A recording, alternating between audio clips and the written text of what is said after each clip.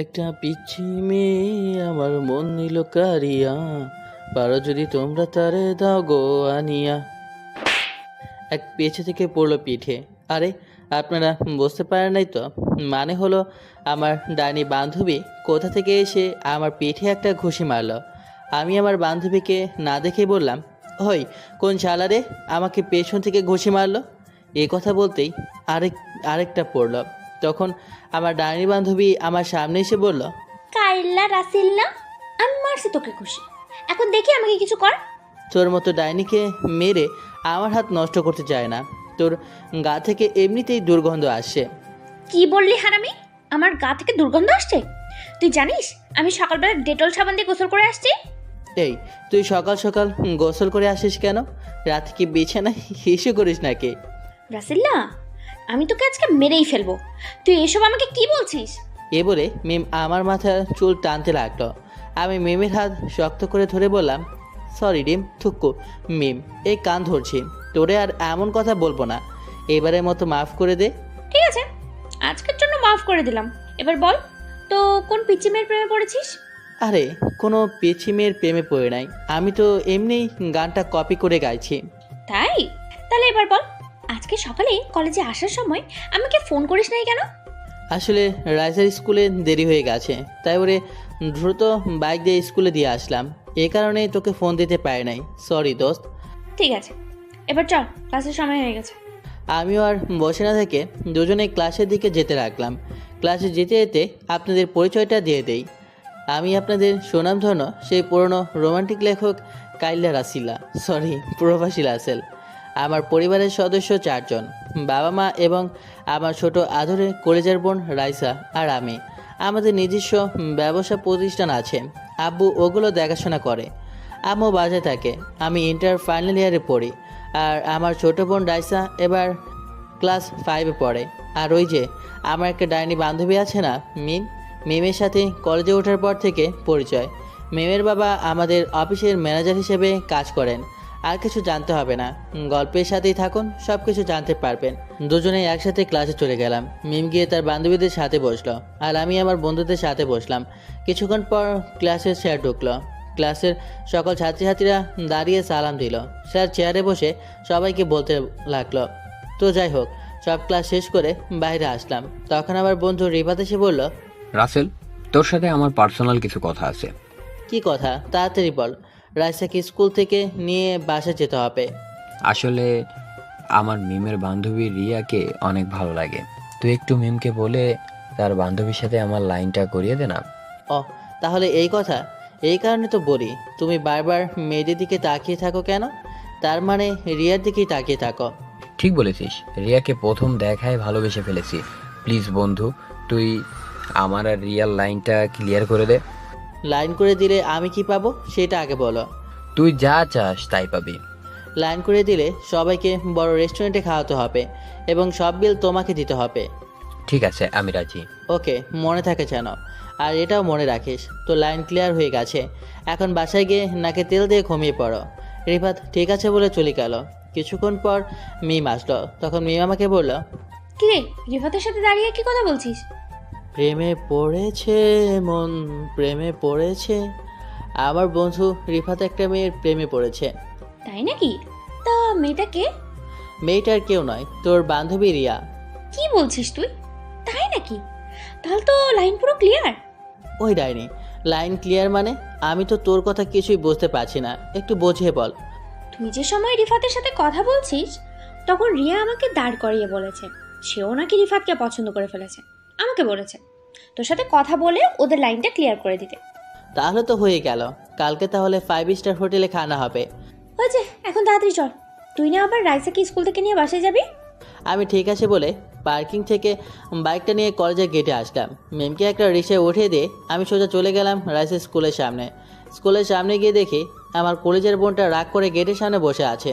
আমি বাইকটা নিয়ে সোজা রাইসের সামনে দাঁড়ালাম। সরি কলেজের বোন আমার, আজকে বাইরে একটু দেরি হয়ে গেছে। ভাইয়া, তুমি আর কতবার এমন কথা বলবে? তুমি সব সময় আমাকে নিতে দেরি করে আসো। আমার বুঝি কষ্ট হয় না দাঁড়িয়ে থাকতে? এই যে বোন আমার, এই কানে ধরলাম। আজকের পর আর দেরি হবে না, এবারের মতো মাফ করো, সরি। সরি বলে কাজ হবে না, আমার আইসক্রিম এবং চকলেট কিনে দিতে হবে। ঠিক আছে, দেব। এবার বাইকে ওঠ। রাইসা একটা মুচকি হাসি দিয়ে বাইকের পেছনে উঠল। আমার বোনের মিষ্টি হাসি দেখলে আমার দিন অনেক ভালো কাটে। বোনের কান্না আমি সহ্য করতে পারি না। আজ পর্যন্ত রাইসার গায়ে একটা টোকা পর্যন্ত দেই নাই। আব্বু আম্মু সবাই রাইসাকে অনেক আদর করে, আবার ভাইবেন না শুধু রাইসাকেই আদর করে, আমাকেও কম করে না। তো যাই হোক, রাইসাকে নিয়ে বাসায় চলে আসলাম। আসার সময় রাইসাকে আইসক্রিম এবং চকলেট কিনে দিয়েছি। বাইক পার্কিং করে দুই ভাই বোন বাসার কলিং বেলে চাপ দিলাম। খালা এসে দরজা খুলে দিল। খালা মানে কাজের পোয়া, আমি ওনাকে খালা বলেই ডাকি। দুই ভাই বোন বাসার ভিতরে ঢুকে আমি আমার রুমে এবং রাইসা তার রুমে চলে গেল। আম্মু কিচেন রুমে ছিল। পরের দিন সকালে ঘুম থেকে উঠে ফ্রেশ হয়ে দুই ভাই বোন নাস্তা করে বাসার বাইরে এসে বাইক নিয়ে রাইসাকে তার স্কুলে নামিয়ে দিয়ে আমি কলেজে চলে আসলাম। কলেজের গেট দিয়ে ঢুকে সামনে তাকিয়ে দেখি আমার খাচ্ছুনি ডাইনি বান্ধবী আমার আগে এসে হাজির। আমি বাইকটা পার্কিং করে মিমের সামনে গেলাম। কি রে ডাইনি, তুই আজকে আমার আগে কলেজে? রাসিল্লা, তোরে আমি মেরেই ফেলবো। তুই আমাকে এই নাম ছাড়া অন্য নামে ডাকতে পারিস না? এর থেকে আর ভালো নাম আমি খুঁজে পাই না। তুই তো এমনিতেই একটা ডাইনি, সবসময় আমার সাথে লেগে থাকিস। কি? তার মানে তুই বলতে চাইছিস আমি সবসময় তোর সাথে ঝগড়া করি? তা নয়তো কি, আমি দেখতে কত সুন্দর। আমার আব্বা মা কি সুন্দর একটা নাম দিছে রাসেল, আর তুই আমাকে কি নামে ডাকিস? তাই নাকি? তুই অনেক তোর নামটা না অনেক সুন্দর, তাই না? তাহলে আজ পর্যন্ত একটা প্রেম করতে পারলি না কেন? তোর মতো ডাইনি আমার সাথে থাকলে কোনো মেয়ে আমার সামনে আসতে সাহস করে না। কেন? আমি কি বাঘ না ভাল্লুক যে আমাকে তারা ভয় করে? তার থেকে কম কথায় কত সুন্দর সুন্দর মেয়ে কলেজে পড়ে, আমার সাথে কথা বলতে চায়, তোকে সাথে দেখলে আর আসতে চায় না। তার মানে তুই বলতে চাইছিস আমি যেন তোর সাথে না থাকি? ঠিক আছে, আজকের পর আমি তোর সামনে আর কখনো আসবো না। এই বলে মিম কলেজ থেকে বেরিয়ে গেল। আমি পেছন থেকে অনেকবার ডেকেছি, কিন্তু মিম আমার ডাকে সাড়া না দিয়ে চলে গেল। বুঝেছি মিম আমার সাথে অভিমান করেছে। আমি আর কিছু না ভেবে ক্লাসে চলে গেলাম। ক্লাসে এসে রিফাতের সাথে বসলাম। তখন রিফাত আমাকে বলল, কিরে, মিমকে তোর সাথে দেখলাম, মিম কোথায়? আমার সাথে রাগ করে চলে গেছে।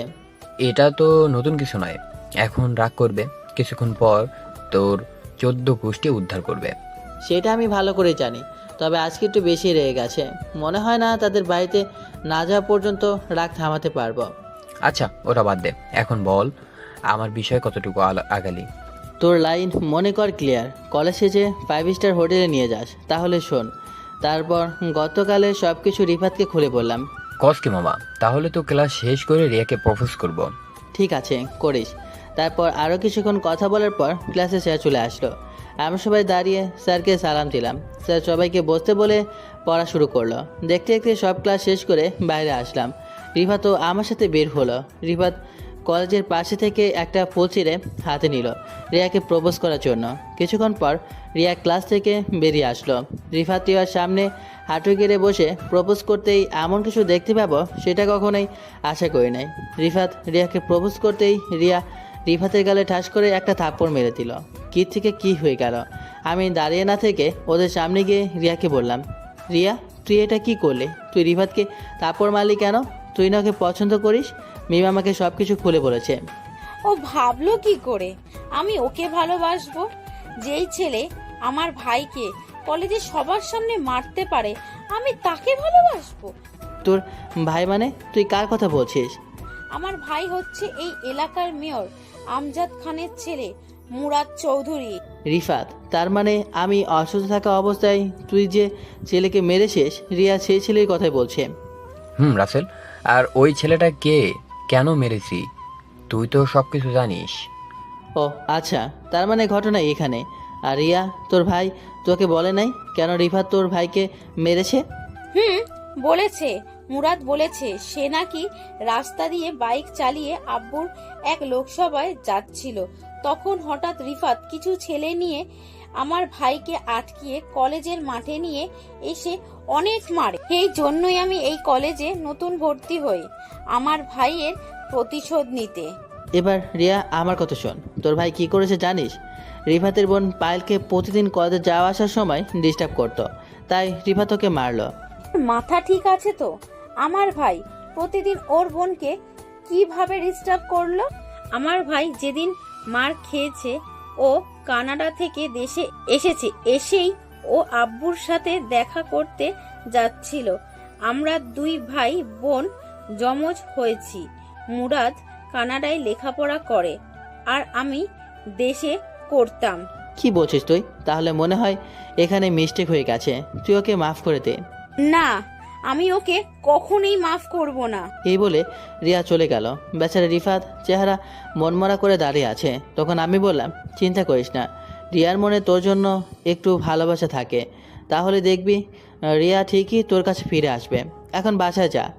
রিফাত কিছু না বলে চলে গেল। হঠাৎ আমার মনে পড়লো রাইসিকে তো স্কুল থেকে নিতে হবে, স্কুল তো ছুটি হয়ে গেছে, প্রায় 1 ঘন্টা ওপর হয়েছে। আল্লাহ জানে আমার কপালে কি আছে। আমিও দাঁড়িয়ে না থেকে বাইক নিয়ে সোজা রাইসার স্কুলের সামনে চলে আসলাম, কিন্তু স্কুলের সামনে এসে দেখি রাইসা নেই। তখন আমি স্কুলের দারোয়ান চাচাকে বললাম, চাচা আমার বোন রাইসা কোথায়? ওকে তো দেখছি না।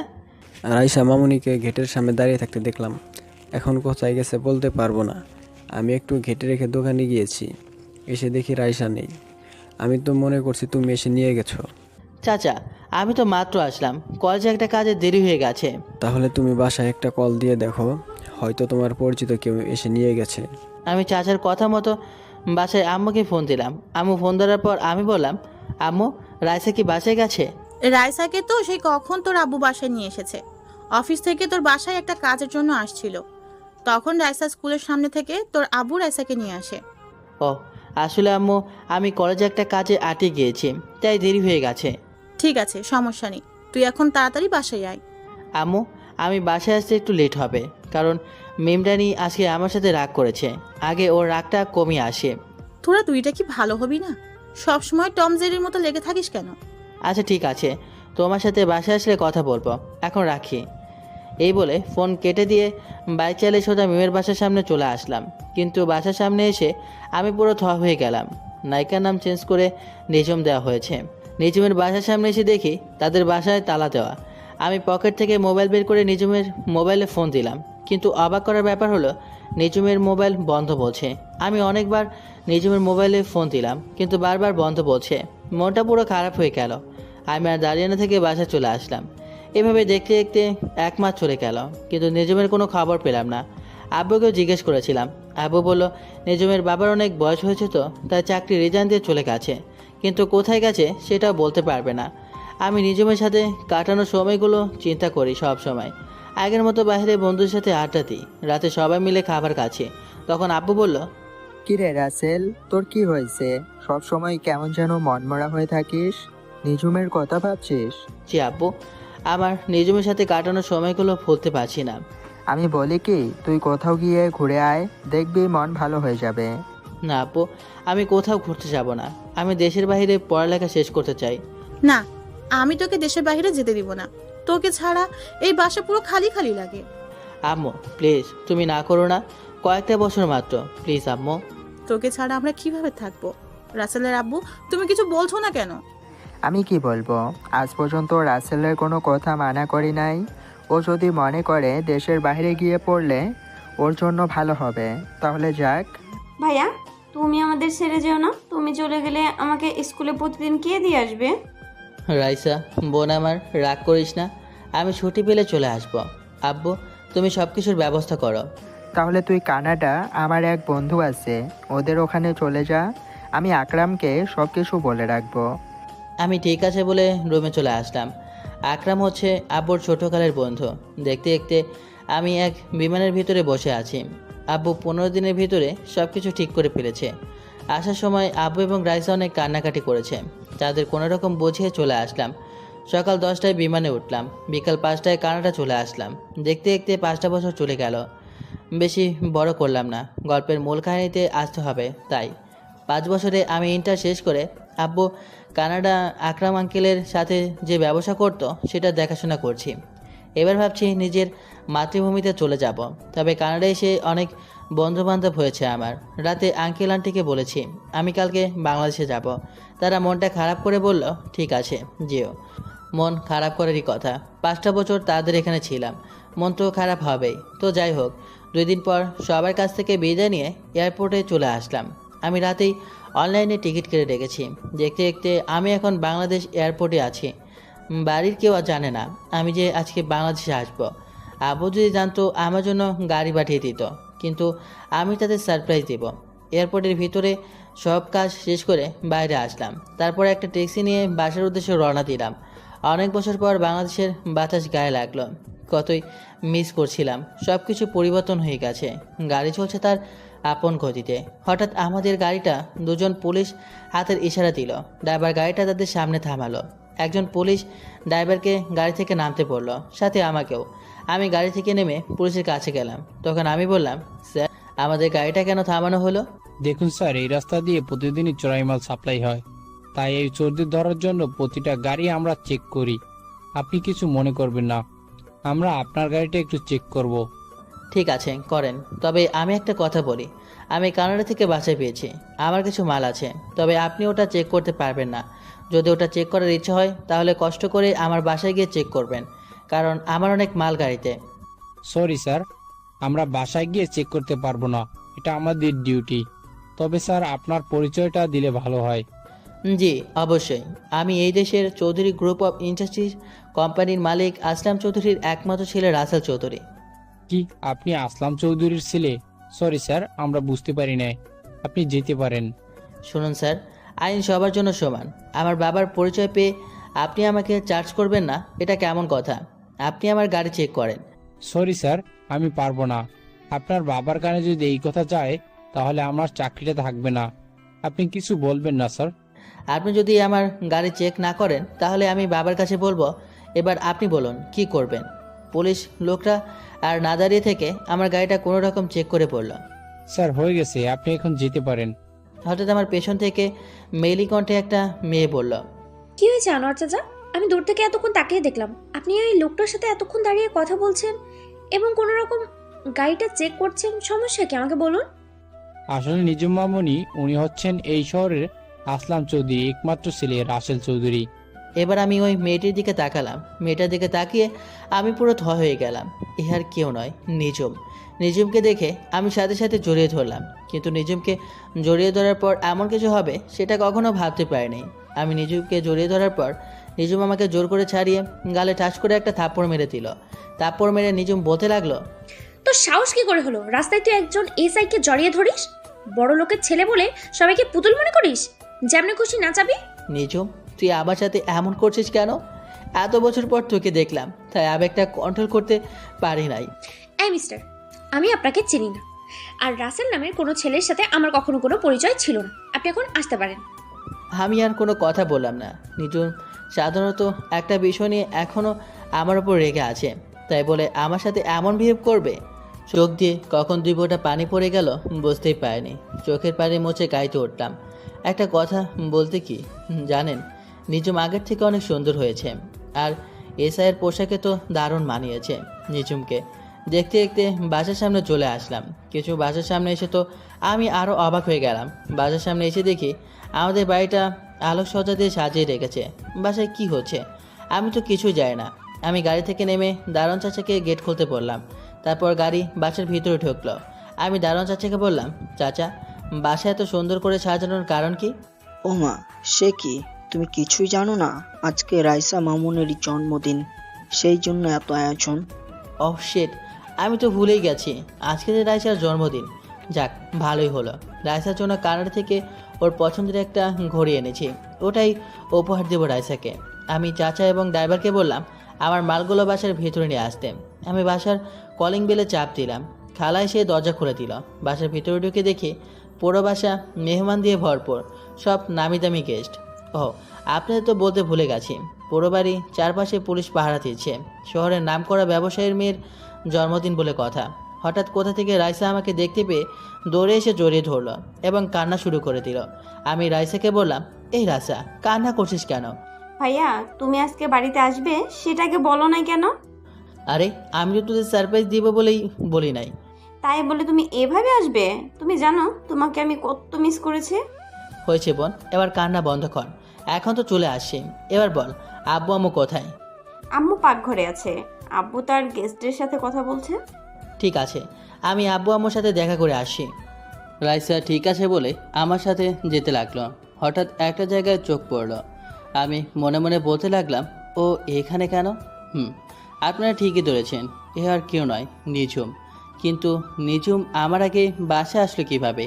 হয়তো এসআই দেখে তাড়াতাড়ি চলে এসেছে। আমি আসতে একটু জ্যামে পড়েছি, তাই হয়তো আমার আগে এসেছে।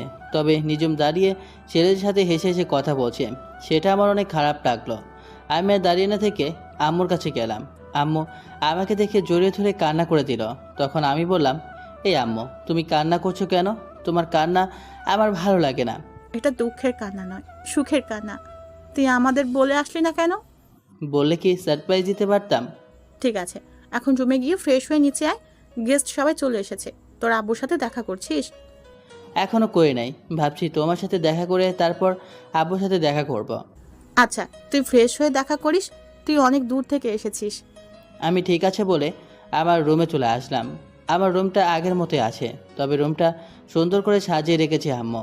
আমি আর কিছু না ভেবে ওয়াশরুমে চলে গেলাম। ফ্রেশ হয়ে গায়ে শার্টটা খুলে তখন নতুন একটা পাঞ্জাবি পরেছি। পাঞ্জাবিটা পরে নিচে চলে আসলাম। তারপর আব্বুর সাথে দেখা করতে গেলাম। আসসালামু আলাইকুম আব্বু, কেমন আছো? আরে রাসেল, তুমি কখন এসেছো? আমাকে তো বলে আসো নাই। আসলে আব্বু, তোমাদের সারপ্রাইজ দিব বলে বলি নাই। এসেছিস, ভালোই হয়েছে। চল তোকে সবার সাথে পরিচয় করিয়ে দেই। তারপর আব্বু সবার সাথে আমাকে পরিচয় করে দিল। দেখতে দেখতে অনুষ্ঠান শুরু হয়ে গেল। তবে আমি রুম থেকে আসার পর নিজুমকে দেখতে পেলাম না। হঠাৎ দেখি নীল রঙের শাড়ি পরা একটা মেয়ে সিঁড়ি দিয়ে নিচে নামতে আসে। আমি তার দিকে ভালো করে তাকিয়ে পুরো অবাক হয়ে গেলাম। এ আর কেউ নয়, নিঝুম। নিঝুমকে নীল রঙের শাড়িতে পরীর মতো লাগছে। সব ছেলেরা নিঝুমের দিকে তাকিয়ে আছে। আমার কেমন যেন হিংসে হচ্ছে। তো যাই হোক, রাইসা কেক কাটার জন্য দাঁড়িয়ে আছে। আমি, আব্বু এবং রাইসার পাশে দাঁড়ানো। বাকি সব গেস্ট আমাদের চারপাশে দাঁড়ানো। রাইসা কেক কাটার পর সবাই তাকে অভিনন্দন জানিয়েছেন। রাইসা প্রথমে কেক কেটে আমাকে খাইয়ে দিল, তারপর আব্বু আম্মুকে। আমিও রাইসাকে খাইয়ে দিলাম। নিজুম এসে রাইসাকে কেক খাইয়ে দিল। তারপর গান বাজনা হলো। আমি আর দাঁড়িয়ে না থেকে বাসার ছাদে চলে আসলাম। কিছুক্ষণ পর দেখি নিজুম ছাদে আসলো। ছাদে এসে কার সাথে যেন মোবাইলে হেসে হেসে কথা বলতে আসে। আমি নিজুমের সামনে গেলাম। তখন নিজুম ফোন কেটে দিয়ে আমাকে বলল, আপনি আমার সামনে কেন এসেছেন? কিছু বলবেন? বলার তো অনেক কিছু আছে, কিন্তু তুমি তো আমার কোনো কথাই শুনছো না। হ্যালো মিস্টার, আমাকে তুমি করে না বলে আপনি করে বলুন। আর যেটা বলবেন তাড়াতাড়ি বলুন, আমার এখন ডিউটি চলছে। আচ্ছা, আপনি এত বদলে গেলেন কিভাবে? আপনি কলেজে গিয়ে কোথায় হারিয়ে গেলেন? আপনাকে আমি পুরো ঢাকা শহর খুঁজেছি। সেটা আমি আপনাকে বলার প্রয়োজন মনে করি না। কেন, সেটা কি আমি জানতে পারি? আমার দোষটা কী ছিল? আমি তো আপনার সাথে একটু মজা করেছিলাম, কিন্তু আপনি যে এত অভিমান করবেন সেটা আমার জানা ছিল না। অতীত নিয়ে আমি আপনাকে কিচ্ছু বলতে পারবো না। আমি গেলাম। এই বলে নিজুম আমার সামনে থেকে চলে গেল। আমি মনে মনে ভাবতে লাগলাম, নিজুম আমাকে না চেনার ভান করছে কেন? আমার সাথে এরকমভাবে কথা বলছে কেন? আমাকে সব কিছু বের করতে হবে। আমি ছাদে আর দাঁড়িয়ে না থেকে নিচে চলে আসলাম। বাসার সব গেস্টরা চলে গেছে। রাতে সবাই একসাথে খাবার টেবিলে গেলাম খাবার খেতে। হঠাৎ দেখি নিজুম সিঁড়ি দিয়ে নেমে আমাদের সাথে বসলো। আমি তো কিছুই বুঝতে পারছি না। তখন আমি আম্মুকে বললাম, আম্মু, এসআই ম্যাম দেখি আমাদের সাথে খেতে বসেছে, কারণ কি? ওহ, তোকে তো বলাই হয়নি। নিঝুমের এই দুনিয়ায় আপন বলতে কেউ নেই। নিঝুমের আব্বু আম্মু দুজনে মারা গেছেন, তাই নিঝুমকে তোর আব্বু আমাদের বাসায় নিয়ে এসেছে। ওনার আব্বু আম্মু কীভাবে মারা গেছে আর উনি কতদিন ধরে আমাদের বাসাতে থাকেন? নিঝুম তো প্রায় 4 বছর ধরে আমাদের সাথে থাকে। কি, তাহলে তোমরা আমাকে বলো নাই কেন কোনো দিন? আমাদের কি দোষ? নিঝুম বলতে মানা করছে। হয়েছে, এবার কথা বলা বন্ধ করে। রাত অনেক হয়েছে, খাবার খেয়ে ঘুমাতে হবে। কেউ আর কোনো কথা বললো না। সবাই খাবার খেতে লাগলো।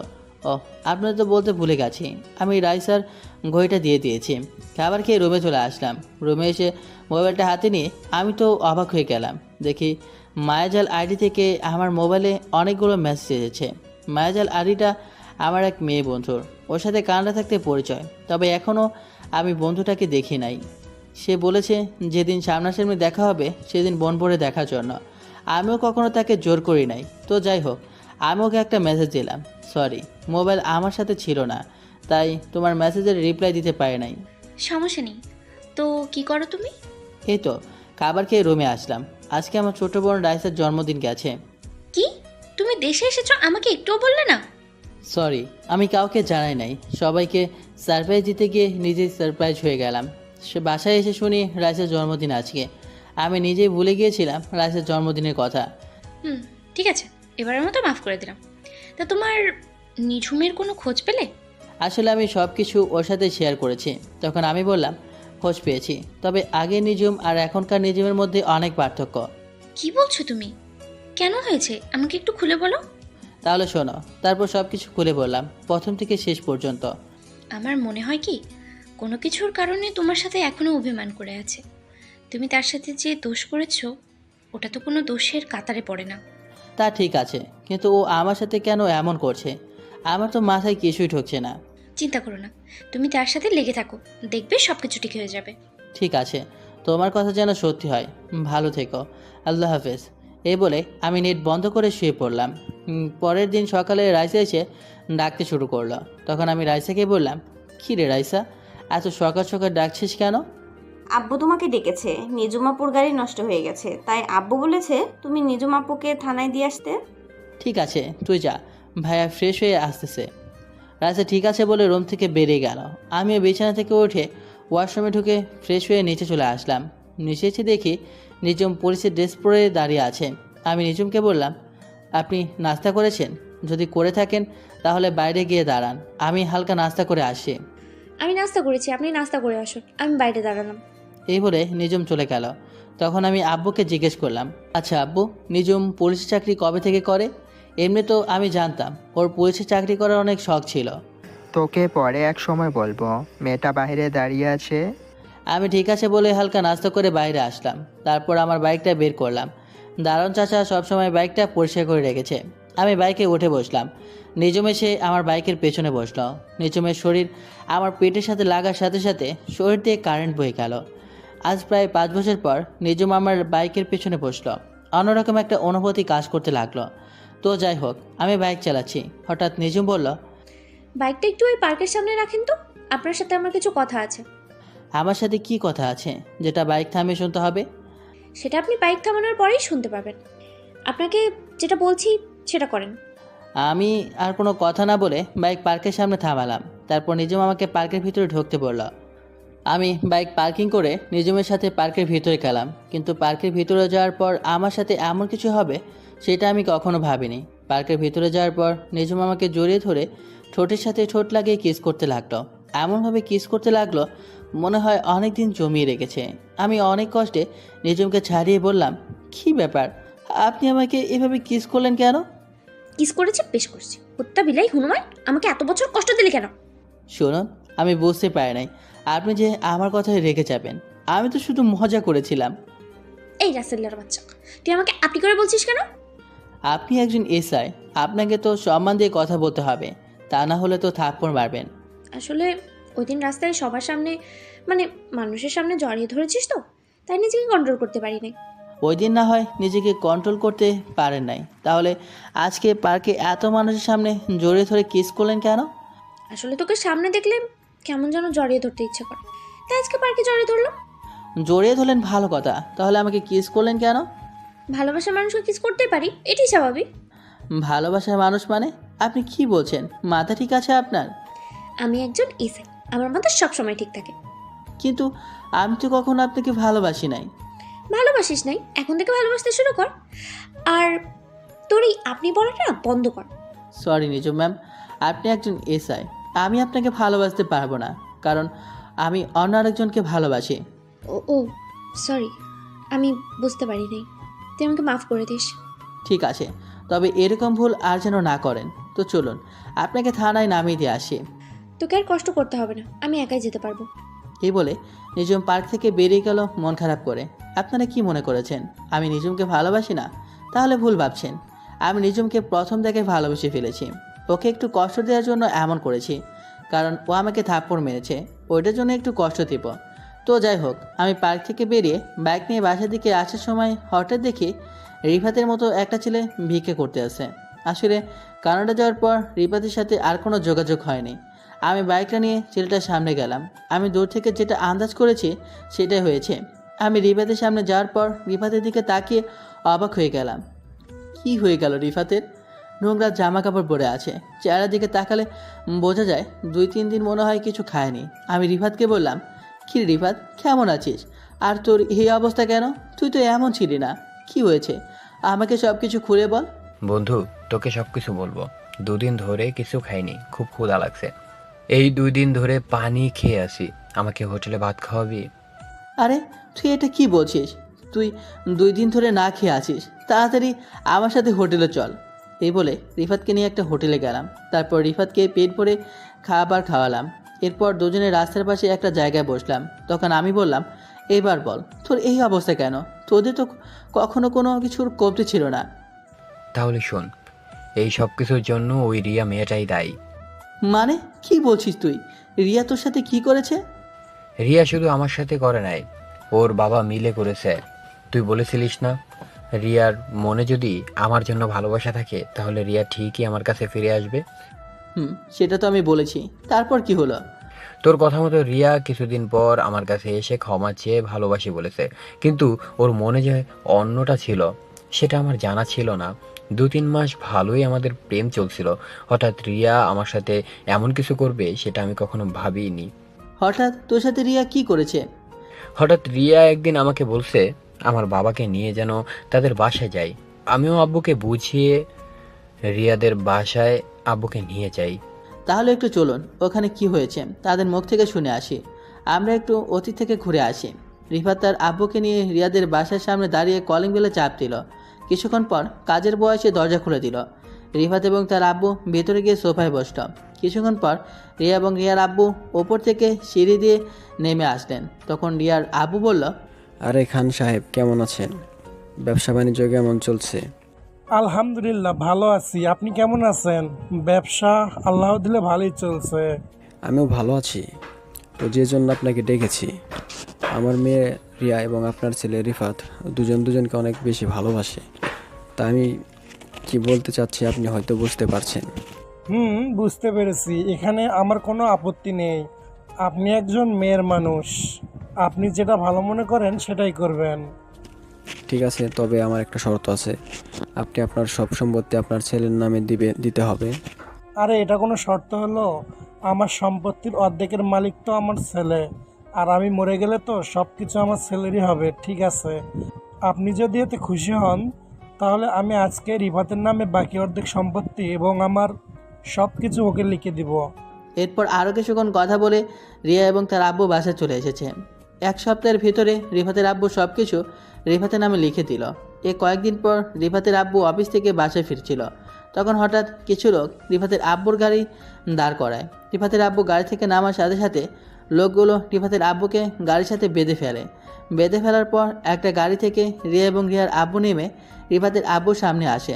তখন রিফাতের আব্বু বলল, মেয়ের সাহেব আপনি এখানে, আর রিয়া মামুনি তোমরা এখানে কেন? আপনি বুঝতে পারেননি কি? একটু অপেক্ষা করুন, তারপর সবকিছু বুঝতে পারবেন। তারপর রিয়া মোবাইলটা বের করে রিফাতকে ফোন দিয়ে বলল এই জায়গায় আসার জন্য। কিছুক্ষণ পর রিফাত চলে আসলো। তখন রিফাত বলল, আঙ্কেল এবং রিয়া, আমার বাবাকে এভাবে গাড়ির সাথে বেঁধে রাখছো কেন? কারণটা আমি বলি। কারণ হচ্ছে, তোর বাবা তোকে যে সম্পত্তিগুলো লিখে দিয়েছে সবগুলো আমার মেয়ের নামে লিখে দিবি, আর না দিলে তোর বাবাকে এখানে মেরে পুঁতে দিব।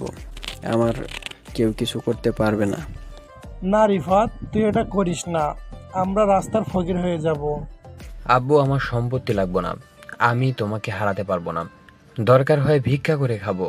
আপনি বলুন কোথায় সই করতে হবে? তারপর রিয়ার আব্বু দলিল দিল। রিফাত বাবাকে বাঁচানোর জন্য সব সই করে দিল। এরপর থেকে রিফাত রাস্তায় রাস্তায় ভিক্ষা করে খায়। এই ছিল রিফাতের অতীতের সব ঘটনা। এবার বাস্তবে আসা যাক। আমি রিফাতকে বললাম, তাহলে এখন তোর বাবা মা কোথায়? আব্বু আম্মুকে নিয়ে এখন একটা বস্তিতে থাকি। আম্মু অসুস্থ হয়ে পড়ে আছে। আব্বু আমার মতো মানুষের কাছে ভিক্ষা করে। কি বলবো, বলার ভাষা হারিয়ে ফেলেছি। মানুষের সাথে এমনটাও করতে পারে। নিজের চোখ দিয়ে পানি পড়তে লাগলো। আমি চোখের পানি মুছে রিফাতকে বললাম, ঠিক আছে, আমাকে নিয়ে তোদের বস্তিতে চল, আমি তোর মাকে দেখব। রিফাত ঠিক আছে বলে আমার বাইকের পেছনে উঠল। কিছুক্ষণ পর বস্তিতে আসলাম। বস্তিতে আসার পর চারপাশে ময়লার গন্ধ। মানুষ কিভাবে থাকে এখানে? আবার 1 মিনিটে দম বন্ধ হয়ে আসে। আর এরা বছরের পর বছর এখানেই বাস করে। রিফাত আমাকে তাদের রুমে নিয়ে গেল। রুমে ঢুকে দেখি রিফাতের আম্মু একটা ছেঁড়া কাঁথা মুড়ি দিয়ে শুয়ে আছে। রুমে খাবার খাওয়ার কিছুই নেই। বাপ বেটা মিলে যা ইনকাম করে তা রিফাতের আমর ওষুধেই লাগে। আমি আর সহ্য করতে না পেরে রিফাতকে বললাম, রিফাত, আমি তোর কোনো কথা শুনবো না। তুই এখনই আন্টিকে কোলে নিয়ে বেরিয়ে আয়। আমি গাড়ি ঠিক করতে আসি। তোরা সবাই আজ থেকে আমার বাসায় থাকবি। আর রিয়া আর মেয়রের ব্যবস্থা পরে করব। এই বলে আমি বস্তির ভেতর থেকে বেরিয়ে আসলাম। রিফাত ওর আম্মুকে নিয়ে কিছুক্ষণ পর বেরিয়ে আসলো। এর ফাঁকে আমি একটা গাড়ি ঠিক করে ফেলেছি। রিফাত ওর আম্মুকে গাড়িতে ওঠালো। হঠাৎ রিফাতের আব্বু বলল, ওনাকে দেখে আমি তো আরও অবাক হয়ে গেলাম। যে মানুষ সবসময় দামি দামি জামা কাপড় পরে থাকতো, আজ উনি একটা ছেঁড়া শার্ট গায়ে পরে ভিক্ষা করে। এরপর রিফাতের আব্বুকেও সাথে নিলাম। আমরা আগে একটা বড় হাসপাতালে রিফাতের আম্মুকে নিয়ে গেলাম। ডাক্তার রিফাতের আম্মুর কিছু পরীক্ষা করলো এবং কিছু ওষুধ লিখে দিল। ডাক্তার বলেছে ওষুধ খেলে আল্লাহ দিলে সুস্থ হয়ে যাবে। তারপর রিফাতের আম্মুকে নিয়ে আমার বাসায় চলে আসলাম। বাসায় আসার পর আব্বু আম্মু সবাই অনেক খুশি হলো। রাতে রিফাত সহ তার আব্বু আম্মুকে খাবার খাইয়ে দিলাম। রিফাত আমার সাথে ঘুমাবে। রাত্রে খাবার টেবিলে সবাই বসে খাবার খাচ্ছে, কিন্তু নিজে মন খারাপ করে খাবার খাচ্ছে। তখন আম্মু বলল, কিরে নিঝুম, তুই এমন মনমরা হয়ে আছিস কেন? শরীর খারাপ লাগছে নাকি? না আন্টি, আমি ঠিক আছি। আব্বু আম্মুর কথা মনে পড়ছে নাকি? না আন্টি, তেমন কিছু না, এমনিতেই ভালো লাগছে না। তোমরা খাও, আমি রুমে গেলাম। তুই তো কিছুই খেলি না। না খেলে শরীর আরো বেশি খারাপ করবে। একদিন রাতে না খেলে কিচ্ছু হবে না, আমি গেলাম। এই বলে নিজম রুমে চলে গেল। তখন আমি বললাম, আব্বু, নিজমের আব্বু আম্মুর কি হয়েছে? তারা কিভাবে মারা গেল? নিজুমের আব্বু চাকরি থেকে রেজাইন নেওয়ার পর তাদের গ্রামের বাসায় চলে যায়। কয়েক মাস যাওয়ার পর নিজুমের আব্বু অনেক অসুস্থ হয়ে পড়ে। তারপর নিজুম তার আব্বুকে নিয়ে ঢাকায় চলে আসে। ঢাকায় আনার পর নিজুমের আব্বু ক্যান্সার ধরা পড়ে। যা টাকা জমানো ছিল সব টাকা শেষ হয়ে গেছে। আমি কিছুই জানতাম না, আমাকে একটা বার বলে নাই। হঠাৎ একদিন রাতে নিজুমের আব্বু হাসপাতালে মারা যায়। নিজুমের আব্বু মারা যাওয়ার পর নিজুমের আম্মু স্ট্রোক করে মারা যায়। এরপর থেকে নিজুম আমাদের সাথে থাকে। ও, তোমরা পরে খবর পেলে কিভাবে? আর নিজম পুলিশের চাকরি কবে থেকে করে? যেদিন নিজুমের আব্বু আম্মু মারা যায় সেদিন রাতে আমার অফিসের এক কর্মী তার বউকে নিয়ে হাসপাতালে যায়। তখন নিজুমকে দেখে সামনে যায়, গিয়ে দেখে ওর আব্বু আম্মুর লাশ। তখন ওই কর্মী আমাকে ফোন দিয়ে বলে। আমি সাথে সাথে হাসপাতালে ছুটে যাই। এরপর নিজুমের কাছ থেকে সব কিছু শুনি। তারপর নিজুমের আব্বু আম্মুকে ঢাকার বড় কবরস্থানে দাফন সম্পন্ন করে নিজুমকে আমাদের বাসায় নিয়ে আসি। সব কিছু বুঝলাম, এখনও তো বলে না নিজম পুলিশের এসআই কিভাবে হলো? আসলে আমার সাথে তো প্রধানমন্ত্রীর সাথে ভালো সম্পর্ক, তাই ওনাকে বলে নিজুমকে পুলিশের এসআই বানিয়ে দিল। নিজুমের এমনিতেই পুলিশের চাকরি করার অনেক শখ, তাই ওকে এসআই এর পদে দিল। তার মানে ট্রেনিং ছাড়া সরাসরি পুলিশের এসআই? পুলিশের চাকরি কিভাবে হয়? ও কি বোঝে পুলিশের কোনো যোগ্যতা ছাড়া ডাইরেক্ট এসআই? তো কি হয়েছে, এখন বেশি কথা না বলে খাবার খেয়ে রুমে যা। আমি আর কোনো কথা না বলে খাবার খেয়ে রুমে চলে আসলাম। রুমে এসে দেখি রিফাত ঘুমিয়ে গেছে। আমি বিছানায় শুয়ে মোবাইলটা হাতে নিয়ে পুরো টাসি খেয়ে গেলাম।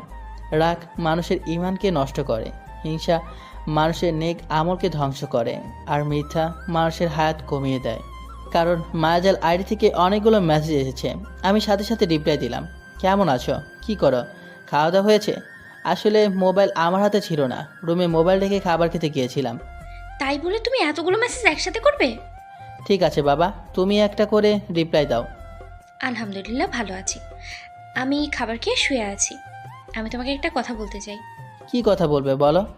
আসলে রাসেল, আমি তোমার সাথে কথা বলতে বলতে কখন যে তোমাকে ভালোবেসে ফেলেছি। তুমি কি পাগল হয়েছো? আজ পর্যন্ত তোমার নাম, বাড়ি কোথায়, তোমার চেহারা, তুমি ছেলে না মেয়ে কিছু যায় না, শুধু মেসেজে কথা বলেছি, এটাই তুমি আমাকে ভালোবেসে ফেলেছো। কিন্তু আমি তোমাকে ভালোবাসতে পারবো না, কারণ আমার জীবনে একজন মনের মানুষ আছে। আমি তোমাকে বন্ধু ছাড়া কিছুই ভাবি না। ঠিক আছে, আজকে তাহলে তুমি আমার সাথে দেখা করো, তারপরে আমার চেহারা, আমার নাম, বাড়ি কোথায় সব কিছু জানতে পারবে। দরকার নেই দেখা করার, আর করলে কখনো আমি তোমাকে ভালোবাসতে পারবো না। আমি একজনকে অনেক বেশি ভালোবাসি। আচ্ছা, সে মেয়েটা আমার থেকে বেশি সুন্দর হবে? আমি কি তোমাকে দেখেছি নাকি তুমি সুন্দর নাকি ও সুন্দর? আর তুমি বিশ্ব সুন্দরী হলেও আমি তোমাকে ভালোবাসতে পারবো না। আমার এই মন শুধু একজনকে দিয়েছি। ও মেয়েটার নাম কি, বাড়ি কোথায়? ওই মেয়েটা আমার কলেজ লাইফের বান্ধবী, তার নাম নিঝুম। সে কি তোমাকে কখনো ভালোবাসার কথা বলেছে? আমাকে সে অনেক বেশি ভালোবাসে, কিন্তু আমি তাকে মানা করে দিয়েছি, কারণ সে আমাকে অনেক কষ্ট দিয়েছে। একটা সাধারণ বিষয় নিয়ে আমার সাথে অভিমান করে দূরে চলে গেছে, রাস্তায় সবার সামনে আমাকে থাপ্পড় মেরেছে। সেজন্য তাকে একটু কষ্ট দিব। যাই করো, তবে বেশি কষ্ট দিও না, পরে আবার হারিয়ে ফেলবে। এবার ওকে হারাতে দিলে তো, ওর জন্য নিজের দেশ ছেড়ে বাইরে চলে গিয়েছিলাম। নিজের দেশে পুরো 1 মাস খুঁজেছি। আমাকে এত কষ্ট দেওয়ার জন্য তাকেও আমার ভালোবাসার পাওয়ার জন্য কষ্ট করতে হবে। ঠিক আছে, তোমার ভালোবাসা আর পেলাম না। আমার ভালোবাসা না হয় একতরফা নিয়ে বেঁচে থাকবো। এ বলে মায়াজাল অফলাইনে চলে গেল। আমি মোবাইল রেখে ঘুমিয়ে গেলাম। পরের দিন সকালবেলা সবাই মিলে নাস্তা করছি, আর নিজের দিকে তাকিয়ে দেখি আজকে যেন কেমন খুশি খুশি লাগছে তাকে। গতকাল দেখলাম মন খারাপ অনেক, আজকে দেখছি খুশি। আমি নিজমের দিক থেকে চোখ সরিয়ে ফেললাম। তখন আমি আব্বুকে বললাম, আব্বু তুমি রিফাতকে আমাদের অফিসে বড় একটা পোস্টে কাজে লাগিয়ে দাও। আরে এটা অনেক কথা বলছিস। রিফাত ওর নিজের অফিস মনে করে চালাবে, ওর যখন মন চায় অফিসে যেতে পারে। ঠিক আছে আঙ্কেল, তবে আম্মু আরেকটু সুস্থ হোক, তারপর যাব। ঠিক আছে বাবা, আমি তো তোমাকে এখন যেতে বলছি না। তবে আঙ্কেল, আমার একটা শর্ত আছে। আমি চাকরি করার পর আমি আব্বু আম্মুকে নিয়ে অন্য বাসায় থাকবো। তুমি এ কথা কেন বলছো সেটা আমি বুঝতে পারছি। সমস্যা নেই, আমি অফিস থেকে তোমাকে একটা ফ্ল্যাট দেব। তুমি ওখানে তোমার আব্বু আম্মুকে নিয়ে থেকো, আর অফিসে আসার জন্য একটা নিউ কার তোমাকে দেওয়া হবে। সেটা হলে তো আরো বেশি ভালো হয়। আপনি সবকিছুর ব্যবস্থা করুন। আব্বু ঠিক আছে বলে রুমে চলে গেল। তখন নিজম আম্মুকে বলল, আন্টি, আমি একটু মার্কেটে যাব, তুমি রাসেলকে বলো আমাকে নিয়ে যেতে। আপনার গাড়ি থাকতে আমাকে বলছেন কেন? আর আমি আপনাকে কোথাও নিয়ে যেতে পারবো না। রাসেল, মেয়েটা এত করে যখন বলছে, তুই বাবা নিঝুম নিয়ে মার্কেটে যা। আম্মু এত সকালে কি এখনো মার্কেট খুলেছে নাকি? সমস্যা নেই, মার্কেট না খোলা থাকলে আমি বসে থাকবো, তুমি চলে এসো। আমি ঠিক আছে বলে বাইরে এসে আব্বুর নতুন গাড়িটা বের করলাম। কিছুক্ষণ পর নিজম এসে বলল, তুমি গাড়ি নিছো কেন? তোমার বাইক নেই? হ্যালো এসআই ম্যাম, আমার যেটা ভালো লাগে আমি সেটাই নেব। আমি আপনার চাকর না যে আপনি যেটা বলবেন আমি সেটাই করব। নিজম মুখ ভেচকে দিয়ে গাড়িতে উঠল। কিছুক্ষণ পর মার্কেটের সামনে চলে আসলাম। তখন নিজম বলল, তুমি 5 মিনিট দাঁড়াও, আমি ভিতর থেকে আসছি। এই বলে নিজম গাড়ি থেকে নেমে মার্কেটের ভিতর ঢুকে গেল। আমি গাড়ির ভিতরে বসে মোবাইল টিপতে লাগলাম। প্রায় আধা ঘন্টা হয়ে গেল, নিজমের আসার কোনো নামগন্ধই নেই। 5 মিনিটের কথা বলে গেছে। আমি গাড়ি থেকে নেমে মার্কেটের ভিতরে গেলাম, অনেক খোঁজাখুঁজি করলাম। তাই মার্কেট থেকে বের হয়ে আসতে হঠাৎ একটা জায়গায় চোখ পড়ল। একটু শিওর হবার জন্য সামনে গেলাম। তারপর নিজের চোখে যেটা দেখলাম তার জন্য মোটেও প্রস্তুত ছিলাম না। এটা আমি কি দেখলাম নিজের চোখকেই বিশ্বাস করতে পারছি না। তাহলে চলুন কি দেখেছি। আমি দেখলাম একটা ছেলে নিজমকে কিস করছে। নিজমও ছেলেটির সাথে তাল মিলিয়ে যাচ্ছে। আমার 1 সেকেন্ড না দাঁড়িয়ে থেকে সোজা গাড়ির কাছে চলে আসলাম। এটা আমি কি দেখলাম? নিজম এত খারাপ? গতকাল আমাকে ভালোবাসার কথা বলেছে, একদিন না যেতেই আরেকটা ছেলের সাথে নিঝুম। ছি, তার মানে নিঝুম এত খারাপ? আমি তাকে অনেক ভালো মনে করেছি। আমি মনে করেছি কিছুদিন পর নিঝুমকে আপন করে নেব, কিন্তু নিঝুম যে এমন করবে সেটা কখনো ভাবতে পারিনি। এসব কিছু ভাবছি আর চোখ দিয়ে পানি পড়তে লাগলো। কিছুক্ষণ পর দেখি নিঝুম ওই ছেলেটাকে বিদায় দিয়ে গাড়ির কাছে আসছে। তার আগেই আমি চোখের পানি মুছে ফেলেছি। নিঝুম আমার সামনে এসে বলল, চলো, আমার কাজ শেষ, তুমি আমাকে থানায় নামিয়ে দিয়ে এসো। আচ্ছা ওই ছেলেটাকে? আপনাকে দেখলাম ওই ছেলেটার সাথে হেসে হেসে কথা বলতে। ওর নাম আকাশ। আমরা দুজনকে অনেক বেশি ভালোবাসি। ছেলেটা অনেক দিন আমার পেছনে ঘুরেছে, এমনকি আমাকে ভালোবাসার কথা বলেছে। আমি তাকে বারবার ফিরিয়ে দিয়েছি তোমার কারণে। কিন্তু তুমি তো আমাকে ভালোবাসো না, তুমি অন্য মেয়েকে ভালোবাসো, তাই আকাশকে আপন করে নিলাম। একদিন না যেতেই আরেকটা ধরে ফেললেন? বাহ, ভালোই। ঠিক আছে, গাড়িতে ওঠেন, আপনাকে থানায় নামিয়ে দিয়ে আসি। এ বলে আমি গাড়িতে উঠলাম। নিজমও গাড়িতে উঠল। তারপর নিজমকে নিয়ে থানায় চলে আসলাম। নিজম গাড়ি থেকে নেমে সোজা থানার ভেতরে চলে গেল। আমি গাড়ি ঘুরিয়ে বাসায় চলে আসলাম। নিজের রুমে এসে বিছানায় শুয়ে শুয়ে অনেক সময় কান্না করছে। তার মানে আমি নিজমকে হারিয়ে ফেলেছি। আব্বু আম্মু বলেছে নিজমের মনে কষ্ট না দেওয়ার জন্য, কারণ নিজম বাবা মা মরা মেয়ে। এসব কিছু ভাবতে ভাবতে কখন যে ঘুমিয়ে গেছি মনেই নাই। হঠাৎ আম্মু এসে ডাকতে শুরু করলো। তখন আমি ঘুম থেকে উঠে বিছানায় বসলাম। আম্মু বলল, কি রে রাসেল, তোর কি শরীর খারাপ নাকি? এই অবেলায় শুয়ে আছিস? না আম্মু, আমি ঠিক আছি। বলো কেন ডেকেছ? রাইসার হাত খরচ শেষ হয়ে গেছে, তুই একটু করে রাইসার হাত খরচ দিয়ে আয়। আমি ঠিক আছে বলে বিছানা থেকে উঠে ফ্রেশ হয়ে একটা জামা গায়ে দিয়ে বাসা থেকে বেরিয়ে বাইক নিয়ে সোজা রাইসার হোটেলে চলে আসলাম। আসলে রাইসার সামনে এসএসসি পরীক্ষা, তাই রাইসাকে হোস্টেলে দেওয়া হয়েছে।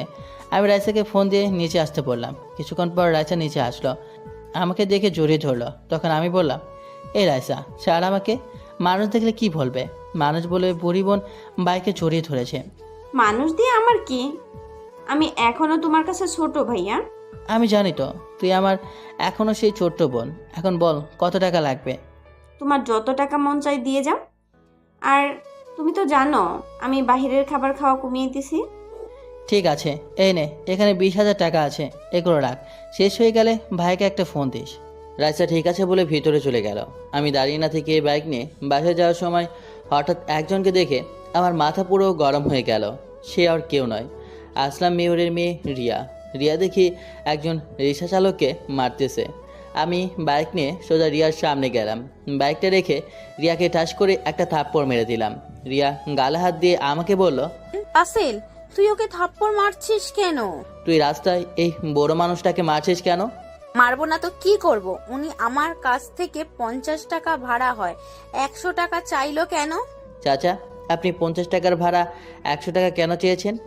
উনি আমাকে মার্কেটে নিয়ে প্রায় 2 ঘন্টা দাঁড় করিয়ে রেখেছে, তাই আমি 50 টাকা বেশি চেয়েছি। এই কারণে মেয়েটা আমাকে মারছে। কিরে, চাচা যেটা বলছে সেটা কি সত্যি? ঠিক বলেছে, তাই বলে 50 টাকা বেশি চাইবে কেন? আমার ইচ্ছে করছে তোকে আরো কয়েকটা থাপ্পড় মারি। গরিব কি মানুষ মনে হয় না? তোর বাবার বয়সী একজন মানুষের গায়ে হাত তুলতে তোর হাতটা কাঁপলো না? আমার হাত কাঁপে না। এসব গরিব নোংরা মানুষদের আমি দেখতে পারি না। দেখতে যখন পারিস না, তাহলে নোংরা মানুষের রিকশায় উঠছিস কেন? আমার গাড়িটা হঠাৎ রাস্তায় নষ্ট হয়ে যায়, আমি তাই কোনো গাড়ি না পেয়ে ওনার রিকশায় উঠি। তুই এখনই আমার সামনে থেকে যা, তা না হলে রাস্তায় সবার সামনে আরো কয়েকটা থাপ্পড় মারবো। তোর বাপ মেয়র দেখে মানুষকে মানুষ মনে করিস না। ঠিক আছে, আমি যাচ্ছি, তবে তোর এই থাপ্পড়ের প্রতিশোধ আমি নিয়েই ছাড়। আরে যা যা যা, পারলে আমার বনলা সোজা করে দেখাইস। তোর মতো মেয়েকে সোজা করতে আমি রাসেল একাই যথেষ্ট। রিহার কিছু না বলে চলে গেল। তখন আমি চাচাকে কিছু টাকা দিয়ে বাসায় পাঠিয়ে দিলাম। রাস্তায় সব মানুষ এতক্ষণ দাঁড়িয়ে দাঁড়িয়ে আমার কাহিনী দেখছে। হয়তো তারা ভাবছে আমার মতো ছেলের এত সাহস কোথা থেকে আসলো, এলাকার মেয়রের মেয়ের গায়ে হাত তুলেছি। তো যাই হোক, আমি বাইক নিয়ে সোজা বাসায় চলে আসলাম। বাসায় এসে নিজের রুমে চলে গেলাম। তারপর ফ্রেশ হয়ে খাবার খেয়ে রুমে চলে আসলাম। দেখতে দেখতে সপ্তাহখানেক চলে গেল। নিজমের সাথে এখন আগের মতো কথা বলি না, আর নিজমও আমার সাথে তেমন কথা বলে না, কারণ নিজম তার আকাশকে নিয়ে সবসময় বিজি থাকে। আমি নিজেকে অনেক কন্ট্রোল করে রেখেছি। রাতে বিছানায় শুয়ে শুয়ে মোবাইল টিপতেছি। হঠাৎ নিজম আমার রুমে আসলো। তখন নিজম আমাকে বলল, রাসেল, তোমাকে একটা কথা বলার আছে। কি কথা বলবেন? একটু তাড়াতাড়ি বলুন, আমি একটু বাইরে যাব। আসলে আমি আকাশকে অনেক ভালোবাসি। আকাশ বলেছে আঙ্কেল আন্টির কাছে আমাদের ব্যাপারে বলতে, কিন্তু আমি ভয়েই বলতে পারছি না। তুমি একটু আমার হয়ে বলে দাও না। সরি, আমি পারবো না, আপনারটা আপনি বলুন। প্লিজ রাসেল, আমি আকাশকে হারাতে পারবো না। আকাশের বাসায় আকাশকে বিয়ের জন্য চাপ দিচ্ছে। আমার বুকটা ফেটে যাচ্ছে নিজমের এমন কথা শুনে। যে মেয়ে আমাকে ভালোবাসার কথা বলে পরের দিন আরেকটা ধরতে পারে, তাকে কিভাবে বিশ্বাস করব? তখন আমি নিজমকে বললাম, ঠিক আছে, আমি আব্বা আম্মুকে সময় করে বলবো, আপনি এখন আসতে পারেন। নিজম আর কোনো কথা না বলে আমার রুম থেকে বেরিয়ে গেল। নিজমের এমন কথা শুনে মনটা খারাপ হয়ে গেল, কারণ নিজমকে আমি অনেক ভালোবেসে ফেলেছি। কিন্তু নিজম আর আকাশের কাহিনীটা আমার চোখের সামনে ভেসে উঠলে নিজমের প্রতি ঘৃণা হয়। না, ওর মতো মেয়ের জন্য নিজেকে কষ্ট দিয়ে লাভ নেই। ও ওর মতো থাকুক, আমি আমার মতো চলি। তো যাই হোক, রাতে বাসা থেকে বেরিয়ে একটু বাইরে গেলাম। বাইরে কাজটা সেরে আবার বাসায় চলে আসলাম। রাতে বিছানায় শুয়ে শুয়ে মোবাইল টিপতেছি। হঠাৎ মায়াজাল থেকে মেসেজ আসলো। কেমন আছো রাসেল? কি করো? রাতে খাবার খেয়েছো? আলহামদুলিল্লাহ ভালো আছি, তুমি কেমন আছো? আর আমি এখনো রাতের খাবার খাইনি, আর একটু পরে খাবো। আলহামদুলিল্লাহ, আমিও ভালো আছি, তবে বেশি ভালো না। আর তোমার নিঝুমের সাথে প্রেম কেমন চলছে? নিজম আমাকে ভালোবাসার কথা বলে এখন অন্য একজনকে ভালোবাসে। কি বলছো তুমি? একটা মেয়ে একদিনে কেমন করে পাল্টে গেল? সেটা তো আমিও ভাবছি। কিন্তু তাদের দুজনকে দেখে বোঝা যাচ্ছে একজন আরেকজনকে অনেক বেশি ভালোবাসে। তাহলে তুমি নিঝুমকে তোমার ভালোবাসার কথা বলে দাও। না, আমি চাই না ওর মনে কষ্ট দিতে। সে যদি আকাশ ছেলেটাকে নিয়ে শুয়ে থাকে তাহলে আমি আর ওদের ভিতরে ঢুকতে চাই না। তুমি কি পারবে নিঝুমকে ছাড়া থাকতে? তোমার কষ্ট হবে না? কষ্টকে মাটি চাপা দিয়ে রেখেছি। আচ্ছা ঠিক আছে, ভালো থেকো। আমাকে খাবার খাওয়ার জন্য ডাকছে। এ বলে অফলাইনে চলে গেলাম। আমি মায়াজালের সাথে কথা বলার ফাঁকে খালা খাবার খাওয়ার জন্য ডেকে গেছে। আমি রুম থেকে বেরিয়ে খাবার টেবিলে চলে গেলাম। সবাই মিলে একসাথে খাবার খেলাম। নিজুমকে দেখে বোঝা যাচ্ছে সে অনেক খুশি। খুশি থাকবেই বা না কেন, মনের মতো ভালোবাসার মানুষ পেয়েছে। আমি খাবার খেয়ে রুমে চলে আসলাম। কিছুক্ষণ পর রিফাত আমার রুমে আসলো। ওহ, আপনাদের বলতে ভুলে গেছি, রিফাত এখন আব্বুর সাথে অফিস দেখাশোনা করে। রিফাত আমার রুমে এসে বিছানায় বসে পড়ল। কিরে রাসেল, তোরে দেখি সবসময় চুপচাপ থাকিস, কি হয়েছে তোর? আমার আবার কি হবে, আমি তো ঠিকই আছি। রাসেল, তুই আমার কাছে কিছু লুকাইস না, কি হয়েছে আমাকে খুলে বল। ঠিক আছে, তুই যখন বলছিস তাহলে শোন। তারপর রিফাতকে সব কিছু খুলে বললাম। এটা আমার বিশ্বাস হচ্ছে না, নিঝুম এত খারাপ মেয়ে হতে পারে না। আমি নিজের চোখে তাদের দুজনকে কিস করতে দেখেছি। মাঝে মাঝে চোখের দেখা ভুল হয়। আমি তোকে একটা বুদ্ধি দেই, সেটা কাজে লাগিয়ে দেখতে পারিস, তাহলে বুঝতে পারবো নিঝুম কি তোর সাথে অভিনয় করছে নাকি আকাশকে সত্যি ভালোবাসে। দেখি শুনি তোর কি বুদ্ধি। তাহলে শোন, তুই একটা মেয়ে ভাড়া কর, তারপর ওই মেয়েটাকে নিয়ে সবসময় নিঝুমের সামনে দিয়ে চলাচল করবি আর নিঝুমের রিয়াকশন দেখবি। মেয়েটার সাথে এমনভাবে চলবি যেমন বয়ফ্রেন্ড গার্লফ্রেন্ডের মতো লাগে, তারপর বোঝা যাবে। তোর কি মনে হয় এমনটা করলে সব কিছু বুঝতে পারবে? 109% কাজে লাগবে, তুই ট্রাই করে দেখ। ঠিক আছে, কালকে থেকে শুরু করব। তবে মেয়ে পাবো কোথায়? হোটেলে মেয়ের অভাব আছে নাকি? ওইখান থেকে একটা ভাড়া করে নিয়ে যাও আসবি। তাই বলে হোটেলের মেয়ে নিয়ে আসবো? আরে মাত্র তো কিছুদিনের জন্য। ঠিক আছে, কালকে একটা মেয়ে হোটেল থেকে নিয়ে আসবো। এখন রুমে গিয়ে শুয়ে পড়। রিফাত ঠিক আছে বলে তার রুমে চলে গেল। আসলে রিফাতকে আমার পাশে রুম দিয়েছি, কারণ রিফাত সারা রাত নাক ডেকে ঘুমায়, তাই ওরে আমার পাশে রুম দিয়েছি। আপনারা আবার রিফাতকে বলে দিয়েন না। তো যাই হোক, পরের দিন সকালে সবার সাথে নাস্তা করে আমি বাসা থেকে বেরিয়ে একটা হোটেলে যাচ্ছি একটা মেয়ে ভাড়া করার জন্য। বাইক নিয়ে যাচ্ছি, হঠাৎ দেখে কিছু ছেলে একটা মেয়েকে ডিস্টার্ব করছে, তাই বাইকটা নিয়ে ওদের সামনে গেলাম। আমাকে দেখে ছেলেগুলো দৌড়ে পালিয়ে গেল। তখন মেয়েটি আমাকে বলল, আপনাকে অনেক ধন্যবাদ ভাইয়া, আপনি না আসলে ওই ছেলেগুলো আমার সাথে খারাপ কিছু করতো। তোমার নাম কি, বাসা কোথায়? ভাইয়া, আমার নাম আখি, আমি কলেজের পাশের বস্তিতে থাকি। তোমার বাসা ওই দিকে, আর তুমি এইদিকে কি করো? আসলে ভাইয়া, আমার একটা বান্ধবীর সাথে ওর বাসায় গিয়েছিলাম। ঠিক আছে, তুমি আমার বাইকের পেছনে ওঠো, আমি তোমাকে বাসায় পৌঁছে দিচ্ছি। সমস্যা নেই ভাইয়া, আমি হেঁটে হেঁটেই যেতে পারবো। তুমি ভাবলে কেমন করে আমি তোমাকে একা একা যেতে দিব? বেশি কথা না বলে আমার বাইকের পেছনে ওঠো। আখি আর কোনো কথা না বলে আমার বাইকের পেছনে উঠলো। কিছুক্ষণ পর আখির বস্তিতে চলে আসলাম। আখি বাইক থেকে নেমে বস্তির ভিতরে চলে গেল। আমি আখির পেছনে তাদের বস্তির ভিতরে ঢুকলাম। ভিতরে ঢুকে দেখি ওই রিক্সা চালক চাচার পাশে আখি মন খারাপ করে বসে আছে, আর দুজনকে বলছে, কি রে আখি, তোর বান্ধবী চাল দিয়েছে, চাল না দিলে আজকে যা খেয়ে থাকতে হবে। না বাবা, ওদের চাল নাকি শেষ হয়ে গেছে। আমি অসুস্থ না হলে আজকে না খেয়ে থাকতে হতো না। পকেটে একটা টাকা নেই, ঔষধ আনতে পারছি না। ওই দিন একটা ছেলে কিছু টাকা দিছে, ওই টাকাগুলো বাসা ভাড়া দিয়ে দিছি। চাচার আখির কথা শুনে মনটা খারাপ হয়ে গেল। এত কষ্টে চাচার দিন কাটছে। আমি আর দাঁড়িয়ে না থেকে বসি থেকে বাইরে এসে মার্কেটে চলে গেলাম। তারপর এক বস্তা চাল, ডাল, আলু, পেঁয়াজ, রসুন, গরুর মাংস, ডিম, তেল ইত্যাদি বাজার করে বসিতে চলে আসলাম, আর ওদের জন্য কিছু খাবার নিয়ে আসলাম। তারপর একটা ট্যাক্সি করে সব বাজারগুলো নিয়ে বসিতে চলে আসলাম। ট্যাক্সি ড্রাইভার আর আমি বাজারগুলো তাদের বাসায় নিয়ে গেলাম। তখন আখি বলল, আরে ভাইয়া, আপনি এখানে? আর এই বাজার কার জন্য এনেছেন? এইসব বাজার তোমাদের জন্য। আমি তোমার পেছনে এসে সব কিছু শুনেছি, আর এখানে তোমার জন্য কিছু জামা নিয়ে এসেছি, আর তোমার আব্বুর জন্য ওষুধ আর এই পাঞ্জাবি আর লুঙ্গি নিয়ে আসলাম। বাবা, তোমার এই ঋণ কখনো শোধ করতে পারবো না। আপনি আমাদের জন্য এত কিছু কেন করছেন? ওই যে তুমি আমাকে ভাইয়া বলে রেখেছো, তাই তোমার ভাইয়া তোমাদের জন্য বাজার করে এনেছে। আর আখি, তুমি কি পড়াশোনা করো? এসএসসি পরীক্ষা দেই নাই, কারণ আব্বুর পরীক্ষার টাকা ম্যানেজ করতে পারে নাই। ঠিক আছে, আজকে থেকে এই তোমাদের সব দায়িত্ব আমার ওপর। তোমাকে আবার ভর্তি করিয়ে দেব। ভাইয়া তোমার সব কিছু ঠিক করে দেবে। আখি আমাকে জড়িয়ে ধরে কান্না করে দিল। তখন আমি বললাম, এই বাকলি, কান্না করছিস কেন? সুখের খবর শুনে কেউ কি কান্না করে নাকি? তারপর আখিকে নিয়ে তার স্কুলে আবার ভর্তি করে দিলাম। আর স্যারকে বলেছি এবারে পরীক্ষা আমার বোন দেবে, আপনি সব কিছু ব্যবস্থা করুন, যত টাকা লাগে আমি দেব। স্যার বলেছে ঠিক আছে। তারপর আখিকে বসিতে রেখে আমি বাসায় চলে আসলাম। বাইক পার্কিং করে সামনে যাকে দেখলাম, তাকে দেখে তো আমি পুরো অবাক হয়ে গেলাম। সামনে যাকে দেখলাম সে আর কেউ নয়, আকাশ। কিন্তু আকাশ আমাদের বাসায় কেন? আমাকে দেখে আকাশ বলল, আপনি রাসেল চৌধুরী তাই না? জি, আমি রাসেল চৌধুরী। আপনি আমাকে চেনেন? চিনি। নিজুম আমাকে আপনার কথা বলেছে। আমি আর নিজুম দুজন দুজনকে অনেক ভালোবাসি। খুব ভালো। তা আমাদের বাসায় কি মনে করে আসলেন? আসলে নিজুম আজকে থানায় যায়নি, তাই ওর খোঁজ খবর নিতে এসেছি। ও, তা কেন যায়নি থানায়? নিজুমের শরীরটা খারাপ লাগছে, তাই আজকে থানায় যায়নি। ও, তা আপনাদের ব্যবসা বাণিজ্য কেমন চলছে?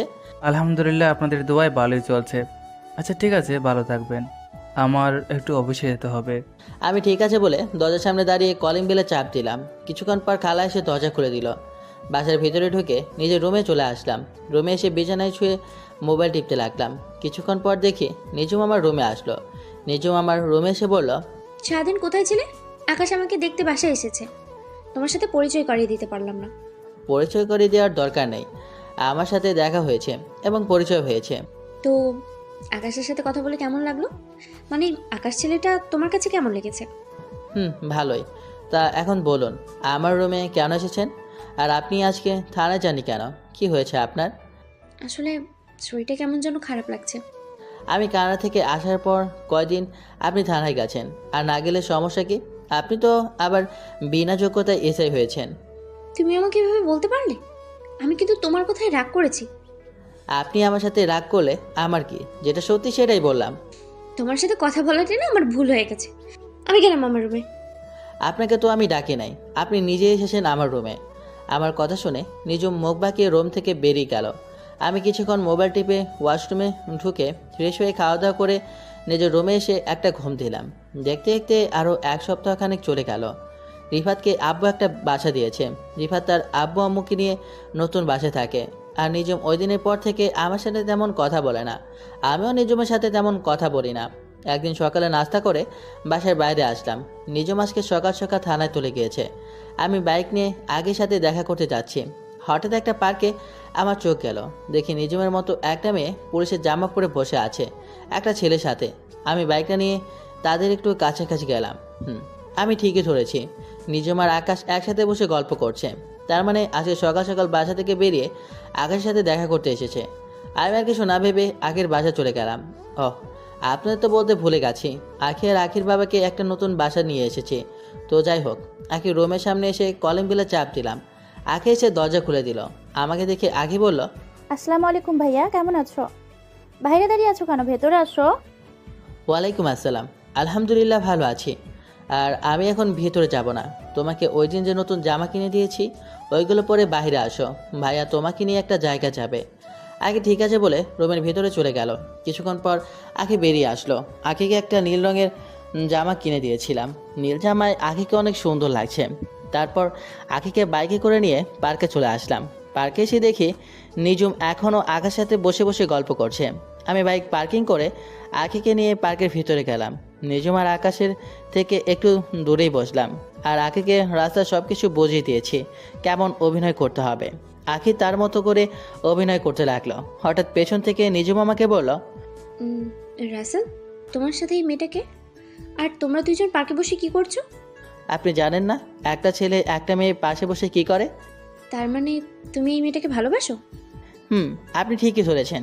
আমরা দুজন দুজনকে অনেক বেশি ভালোবাসি, আর আখিও আমাকে অনেক বেশি ভালোবাসে। ও, তার মানে তুমি আমাকে যে মেয়ের কথা বলেছো এই সেই মেয়ে?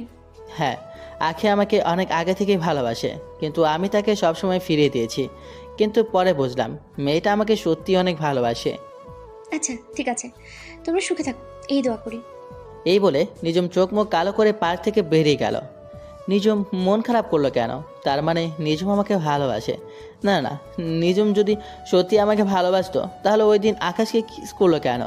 না, আমার মাথায় কিছুই ঢুকছে না। আমি আর আখি আরও কিছুক্ষণ গল্প করে আখিকে বাসায় নামিয়ে দিয়ে আমি বাসায় চলে আসলাম। বাসায় কলিং বেলে চাপ দিলাম। কিছুক্ষণ পর খালা এসে দরজা খুলে দিল।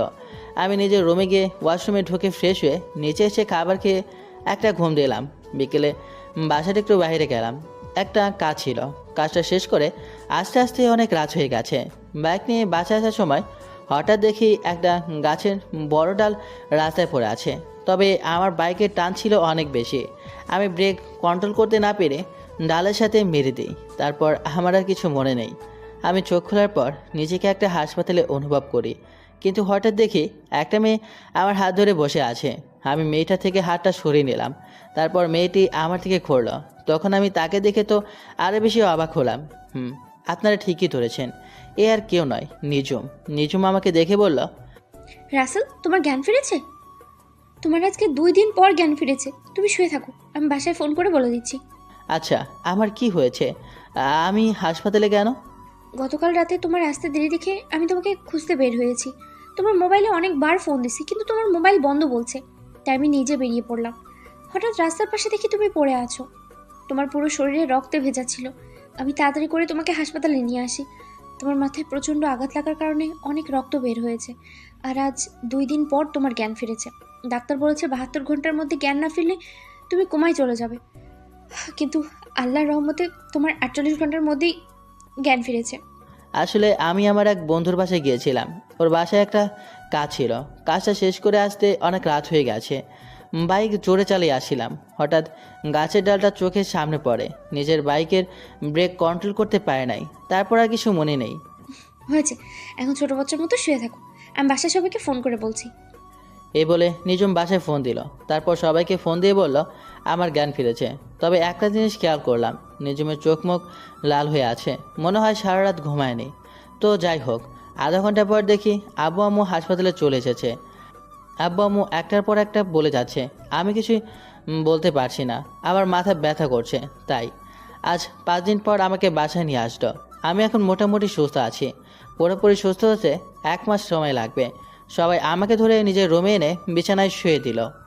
আমাকে রেস্ট নিতে বলে সবাই যার যার রুমে চলে গেল। আমি চোখ বন্ধ করে শুয়ে আছি।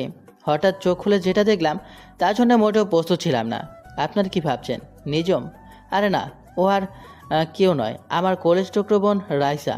কিন্তু রাইসা কখন হোস্টেল থেকে আসলো? আমি রাইসার মাথায় হাত রাখতে রাইসা চোখ খুলে কান্না করতে লাগলো। তখন আমি রাইসাকে বললাম, কী রে রাইসা, কেমন আছিস? কখন আসলি বাসায়? আর তুই কান্না করছিস কেন? আমি কিছুক্ষণ আগে এসেছি, আমাকে রিফাত ভাইয়া সব কিছু ফোন দিয়ে বলেছে। কান্না করিস না, আমি ঠিক আছি। তারপর রাইসা কান্না বন্ধ করলো। কিছুক্ষণ পর নিজম খাবার নিয়ে এসেছে। তখন নিজম বলল, এবার 2 ভাই বোন কথা বন্ধ করে খাবার খেয়ে নাও। রাইসা, তুই ফ্রেশ হয়ে আয়। আজকে তুই নিজ হাতে ভাইয়াকে খাইয়ে দিবি। আমার কথা শুনে রাইসা ওয়াশরুমে চলে গেল। নিজমের দিকে তাকিয়ে দেখে মুখটা কালো করে ফেলেছে। কিছুক্ষণ পর রাইসা ওয়াশরুম থেকে বেরিয়ে এসে একটা খাবার প্লেট হাতে নিয়ে আমাকে খাইয়ে দিতে লাগলো। নিজম আর দাঁড়িয়ে না থেকে রুম থেকে বেরিয়ে গেল। খাবার খাওয়ার পর রাইসা আমাকে ওষুধ খাইয়ে দিল। তারপর কিছুক্ষণ কথা বলে রাইসা বিদায় নিয়ে চলে গেল। কারণ রাইসার সামনে পরীক্ষা। দেখতে দেখতে 1 সপ্তাহ চলে গেল। এখন মোটামুটি সুস্থ আছি। নিজম যখন আমার রুমে খাবার নিয়ে আসে তখন আমি আম্মুকে ডাক দিই আমাকে খাইয়ে দেওয়ার জন্য। এতে নিজম অনেক কষ্ট পায়। নিজম প্রতিদিন থানা যায়। আকাশ ছেলের সাথে কথা বলতে দেখি না। সবসময় কেমন যেন মনমরা হয়ে থাকে। ও, আপনাদের তো বলতে ভুলে গেছি, আখি মাঝে মাঝে এসে আমাকে দিয়ে গেছে। একদিন সকালবেলা সবাই মিলে নাস্তা করছি। তখন নিজম বলল, আন্টি, আমার এক বান্ধবীর বিয়ে, আমাকে অনেক জোর করে বলেছে যাওয়ার জন্য। এখন তুমি বলো, আমি কি যাব? এটা আবার আমাদের জিজ্ঞাসা করা লাগে? তবে তুমি একা যাওয়ার দরকার নেই, সাথে কাউকে নিয়ে যেও। তাহলে রাসেল, তুমি নিঝুমের সাথে যাও, মেয়েটা একা একা যাবে। আম্মু, উনি একজন থানার এসআই, আর ওনার তো ভয় পাওয়ার কথা না। উনি তো সাথে পুলিশ নিয়ে যেতে পারে। আর একটা কথা, আমি বিনা দাওয়াতে কোথাও চাই না। ফারিয়া তোমাকে সাথে করে নিয়ে যেতে বলেছে। আপনি কোন ফারিয়ার কথা বলছেন? আমি ফারিয়া নামে কাউকে চিনি না।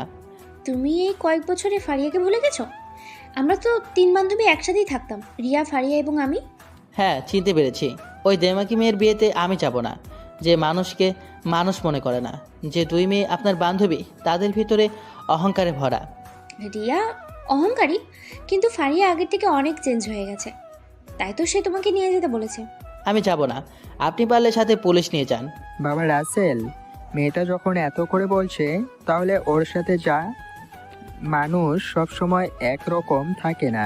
ঠিক আছে, শুধু তোমার কথায় যাব, তবে বিয়ে বাড়িতে আমাকে কোনো উপদেশ দিতে পারবে না। আমি আমার মতো থাকবো।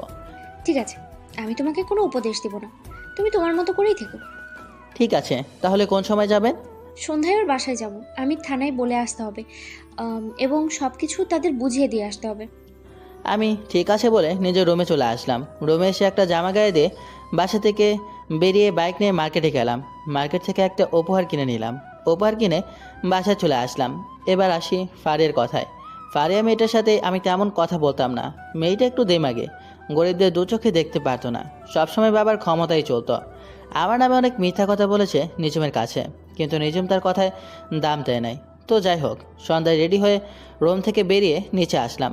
কিছুক্ষণ পর নিজুম সিঁড়ি দিয়ে নিচে নেমে আসলো, কিন্তু নিজুমকে দেখে আমি তো পুরোই অবাক হয়ে গেলাম, কারণ নিজুম বোরকা পড়েছে। নিজুম নিচে এসে আমাকে বলল, এভাবে তাকিয়ে আছো কেন? না মানে আপনি হঠাৎ বোরকা পরলেন যে? কেউ কারো বিয়েতে গেলে তো অনেক সাজুগুজু করে, আপনি তো কিছুই করলেন না। আমার সাজুগুজু করতে ভালো লাগে না, তাই বোরখা পরে আসলাম। এটা কবে থেকে? আমি তো আজকে প্রথম আপনাকে বোরকা পরতে দেখলাম। আমি আজ থেকে সবসময় বোরখা পরেই বের হবো। তাহলে কি ডিউটির সময় বোরকা পরে থাকবেন নাকি? ডিউটির সময় যতটুকু সম্ভব মেনটেন করে চলবো। ঠিক আছে, এখন বের হন। এই বলে আমি বাসা থেকে বেরিয়ে আসলাম। আব্বু আগেই বলে দিয়েছে গাড়ি নিয়ে যেতে, তাই আব্বুর নতুন গাড়িটা বের করলাম। নিজুম বাসা থেকে বেরিয়ে গাড়িতে উঠল। আমি গাড়ি চালাতে লাগলাম। তখন আমি নিজুমকে বললাম, আচ্ছা, কিছুদিন ধরে লক্ষ্য করলাম আকাশ ছেলেটার সাথে আপনি কথা বলেন না, সব সময় কেমন যেন মনমরা হয়ে থাকেন। আপনি চাইলেই তো আকাশকে সাথে করে নিয়ে যেতে পারতেন। আকাশের সাথে আমার ব্রেকআপ হয়ে গেছে। আকাশ ছেলেটা চলাফেরা আমার কাছে ভালো লাগে না। হঠাৎ কি এমন হলো যে আকাশ ছেলেটাকে আপনার ভালো লাগে না? আপনিও তাকে অনেক বেশি ভালোবাসেন। সেটাও অনেক কাহিনী, তোমাকে পরে এক সময় বলবো। তা আকাশের সাথে তোমার প্রেম কেমন চলছে? সেটা চলছে ভালোই। মেয়েটা সত্যি অনেক ভালো, আমার খোঁজ খবর নেয় সব সময়। ওর মতো মেয়ে হয় না। নিজুম আর কোনো কথা বলো না, চুপ করে বসে আছে। আমিও আমার মতো করে গাড়ি চালাতে লাগলাম। কিছুক্ষণ পর পারিয়াদের বাসায় চলে আসলাম। বাড়িটা অনেক সুন্দর করে সাজিয়েছে। নিজুম গাড়ি থেকে নেমে দাঁড়ালো। আমি গাড়ি পার্কিং করে নিজুমের সাথে ভিতরে গেলাম। হঠাৎ কোথা থেকে ফারিয়া দৌড়ে এসে নিজুমকে জড়িয়ে ধরলো। তারপর বলতে লাগলো, কি রে, কেমন আছিস? তোর আসতে এত দেরি হলো কেন? এসআই বান্ধবী তাহলে বুঝি আসলো আমার বাসায়? তুই এত করে বলেছিস, না এসে বুঝে পারি? বল, কেমন আছিস? আমি তোকে অনেক বেশি ভালো আছি এখন। আর রাসেল, তুমি কেমন আছো? এখনো কি আমার উপর রাগ করে আছো? আমি ভালো আছি, রাগ করে কি হবে? আপনি তো আগে থেকে অনেক চেঞ্জ হয়ে গেছেন।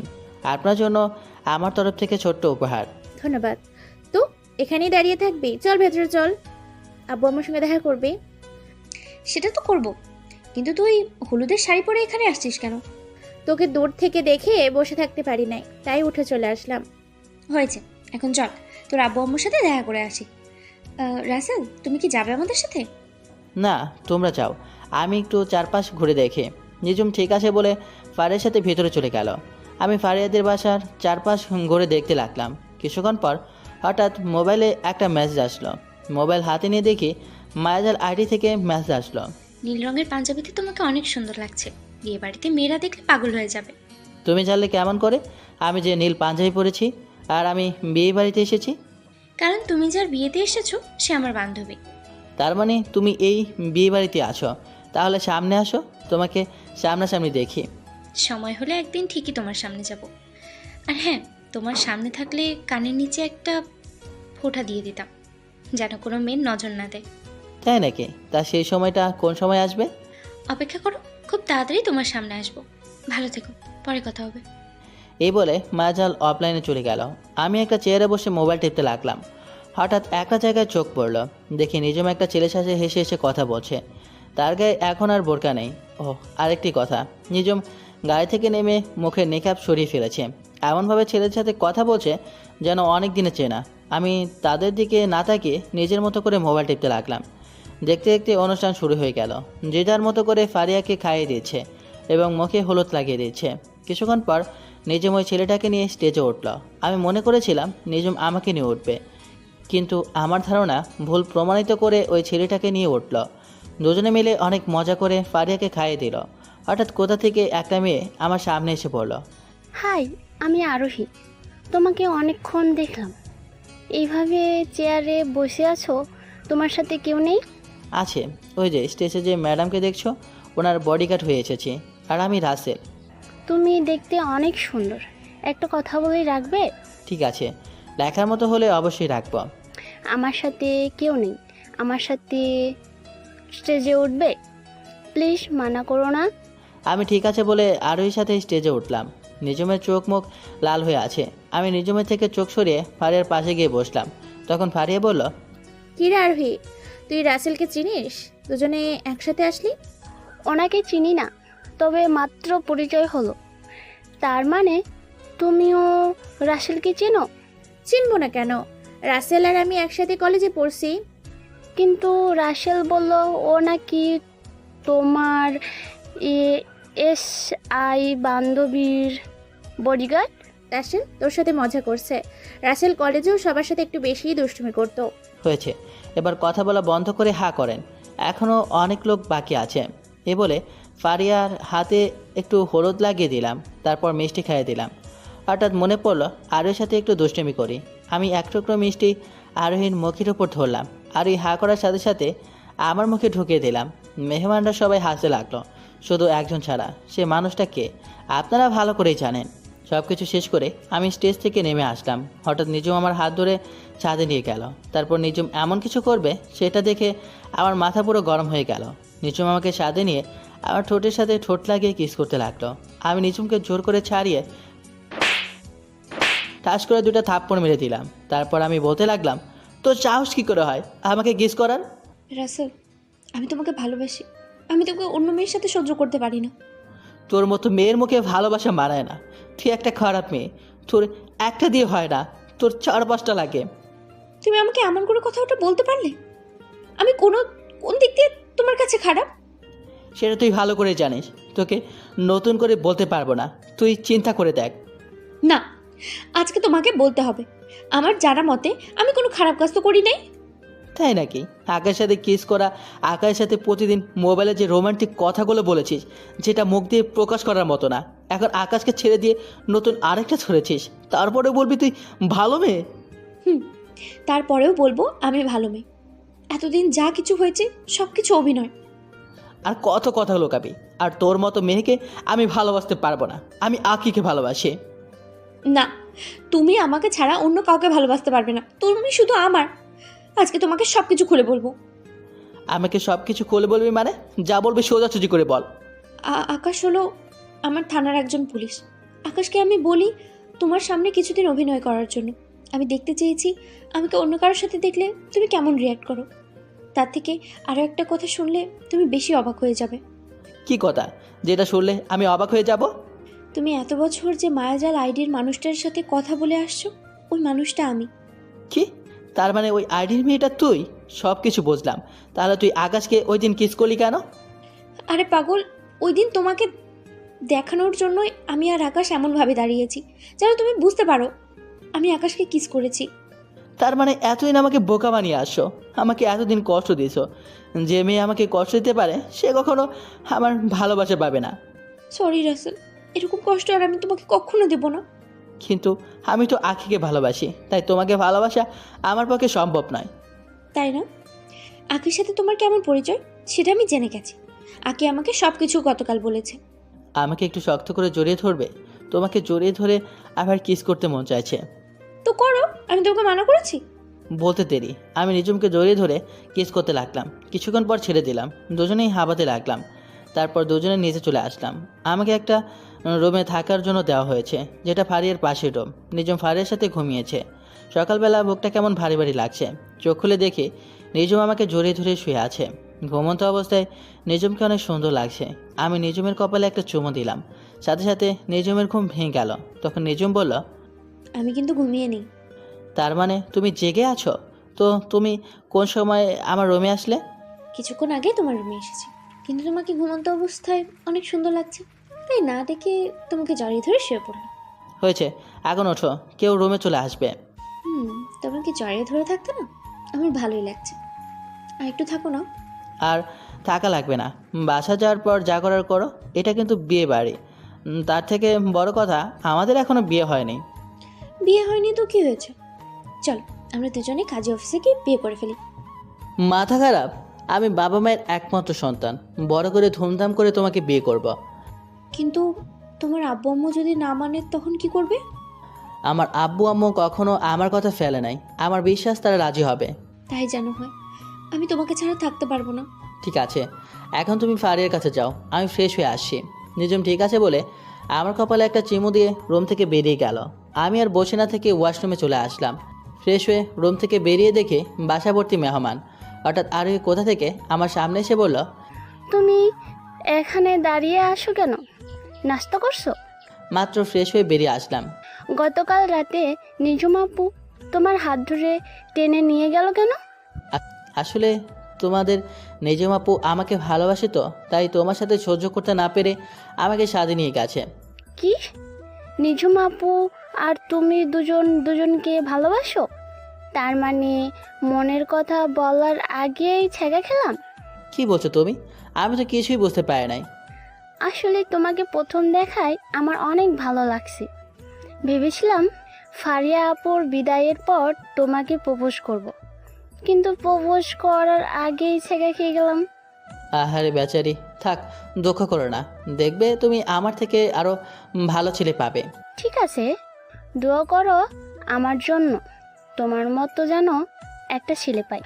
এ বলে আরিয়া আমার সামনে থেকে চলে গেল। হঠাৎ পেছন থেকে নিজম বলল, সত্যিটা বলার জন্য তোমাকে অনেক ধন্যবাদ। আমি আবার কি সত্যি বললাম? ওই যে তুমি আমাকে ভালোবাসো, সেটা আরোহীকে বলার জন্য। আমি এমনিতেই মিথ্যা কথা বলি না, সেটা তুমি ভালো করে জানো।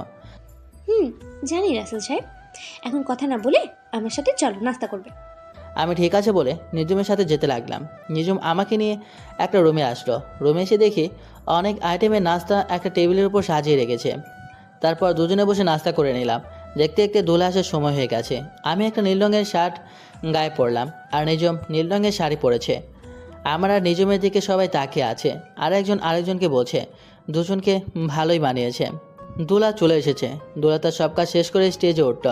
হঠাৎ একটা জায়গায় একজনকে দেখে মাথা পুরো গরম হয়ে গেল। আমি মনে মনে বলতে লাগলাম, ও এখানে কেন? তার মানে দোলার সাথে এসেছে। দোলার সাথে যে এসেছে সে আর কেউ নয়, রিয়া। কিন্তু রিয়া এখানে কেন? তার মানে দোলার আত্মীয় রিয়া। আমি রিয়াকে দেখে না দেখার ভান করে অন্যদিকে চলে গেলাম। দোলা ভেতরে এসে স্টেজে উঠে বসলো। তারপর কাজী সাহেব বিয়ে পড়ানো শুরু করলো। বিয়ে পড়ানো শেষ, এবার খাওয়া দাওয়ার পালা। আমি নিচে দাঁড়িয়ে না থেকে ছাদে চলে এলাম। হঠাৎ কেউ একজন পেছন থেকে বলল, আরে তুমি ছাদে একা একা দাঁড়িয়ে আছো কেন? নিজুম আপু তোমাকে খুঁজতে আইসে নিচে। বাড়ি ভর্তি মেহমান, নিচে ভালো লাগছে না, তাই ছাদে আসলাম। ওহ, চলো খাবার খাবে না? তুমিও যাও, আমি একটু পরে আসছি। আরোহী ঠিক আছে বলে নিচে নেমে গেল। আমি কিছুক্ষণ পর ছাদ থেকে নিচে নেমে আসলাম। হঠাৎ নিজুম আমার সামনে এসে বলল, তুমি এতক্ষণ কোথায় ছিলে? সেই কখন থেকে তোমাকে খুঁজছি আমি। আসলে দোলার সাথে রিয়াকে দেখে মাথাটা গরম হয়ে গেছে, তাই ছাদে চলে গেলাম। ও এই ব্যাপার, আমার সাথে কথা বলতে এসেছে রিয়া, কিন্তু আমি তার সাথে কোনো কথা বলি নাই। ফারিয়া তো রিয়াকে দেখে এমনিতেই রেগে গেছে, আর রিয়া হচ্ছে দুলার মামাতো বোন। থাক ওসব কথা, তুমি খাবার খেয়েছো? তোমাকে রেখে আমি একা কিভাবে খাবার খাবো? চল দুজনে একসাথে খাবো। আমি ঠিক আছে বলে নিজম আর আমি দুইটা চেয়ার টেনে বসলাম। তারপর দুজনে একসাথে খাবার খেলাম। রিয়া নাকি খাবার খেয়ে চলে গেছে। আস্তে আস্তে সব কিছু শেষ, এখন বিদায়ের পালা। ফারিয়া সবাইকে ধরে কান্নাকাটি করছে। ফারিয়াকে বিদায় দিয়ে আমি আর নিজম বাসায় চলে আসলাম। দেখতে দেখতে 1 মাস চলে গেল। আমি এখন আব্বুর অফিস দেখাশোনা করি, আমাকে কাজে রিফাত হেল্প করে। আব্বু এখন বাসায় থাকে। নিজম এখন নিয়মিত থানা যায়। নিজম আর আমার ভালোবাসা আগের মতোই আছে। প্রতিদিন সকালে আমার কপালে একটা চুমো দিয়ে ঘুম থেকে ওঠায়। দুজনে একসাথে বাসা থেকে বেরিয়ে আসি। নিজমকে থানায় নামিয়ে দিয়ে আমি অফিসে আসি। আজকে অফিসে তেমন কাজ নেই, তাই নিজমকে একটা ফোন দিলাম। 2-3 বার রিং হওয়ার পর ধরল। তখন আমি বললাম, হয় তুমি আমার ফোন ধরতে এত দেরি করলে কেন? কোথায় তুমি এখন? সরি, আমি একটা আসামি নিয়ে ব্যস্ত ছিলাম। আসামিটা একটা মেয়েকে ধর্ষণ করে মেরে ফেলেছে, তাই ওটাকে ধরে থানায় নিয়ে আসলাম। ও, তা তুমি কি এখন ফ্রি আছো? এখন ফ্রি আছি, বলো কি বলবে? অফিসে তেমন কাজ নেই, তাই ভাবছিলাম দুজনে আজকে বাইরে লাঞ্চ করব। ঠিক আছে, তুমি থানায় এসে আমাকে নিয়ে যাও। আমি ঠিক আছে বলে রিফাতের কেবিনে গিয়ে তাকে বলে অফিস থেকে বেরিয়ে গাড়ি নিয়ে সোজা নিজুমের থানার সামনে চলে আসলাম। গাড়ি পার্কিং করে থানার ভেতরে চলে গেলাম। থানার ভেতরে ঢোকার সাথে সাথে সবাই আমাকে সালাম দিতে লাগলো। আসলে সবাই আমাকে চেনে, সেই জন্য। আমি থানার ভেতরে ঢুকে নিজুমের কেবিনের সামনে গিয়ে বললাম, আমি কি ভেতরে আসতে পারি SI ma'am? Sorry, SI ma'am এখন বিজি আছে, অনুগ্রহ করে কিছুক্ষণ অপেক্ষা করুন। আমাকে দেখে নিজুম হাসতে হাসতে কথাগুলো বলল। তখন আমি ভিতরে ঢুকে বললাম, সরি ম্যাম, আমার একটু তাড়া আছে, কাজটা রেখে আমাকে একটু সময় দেন। কিন্তু মিস্টার, থানা তো আপনার কথা মতো চলে না।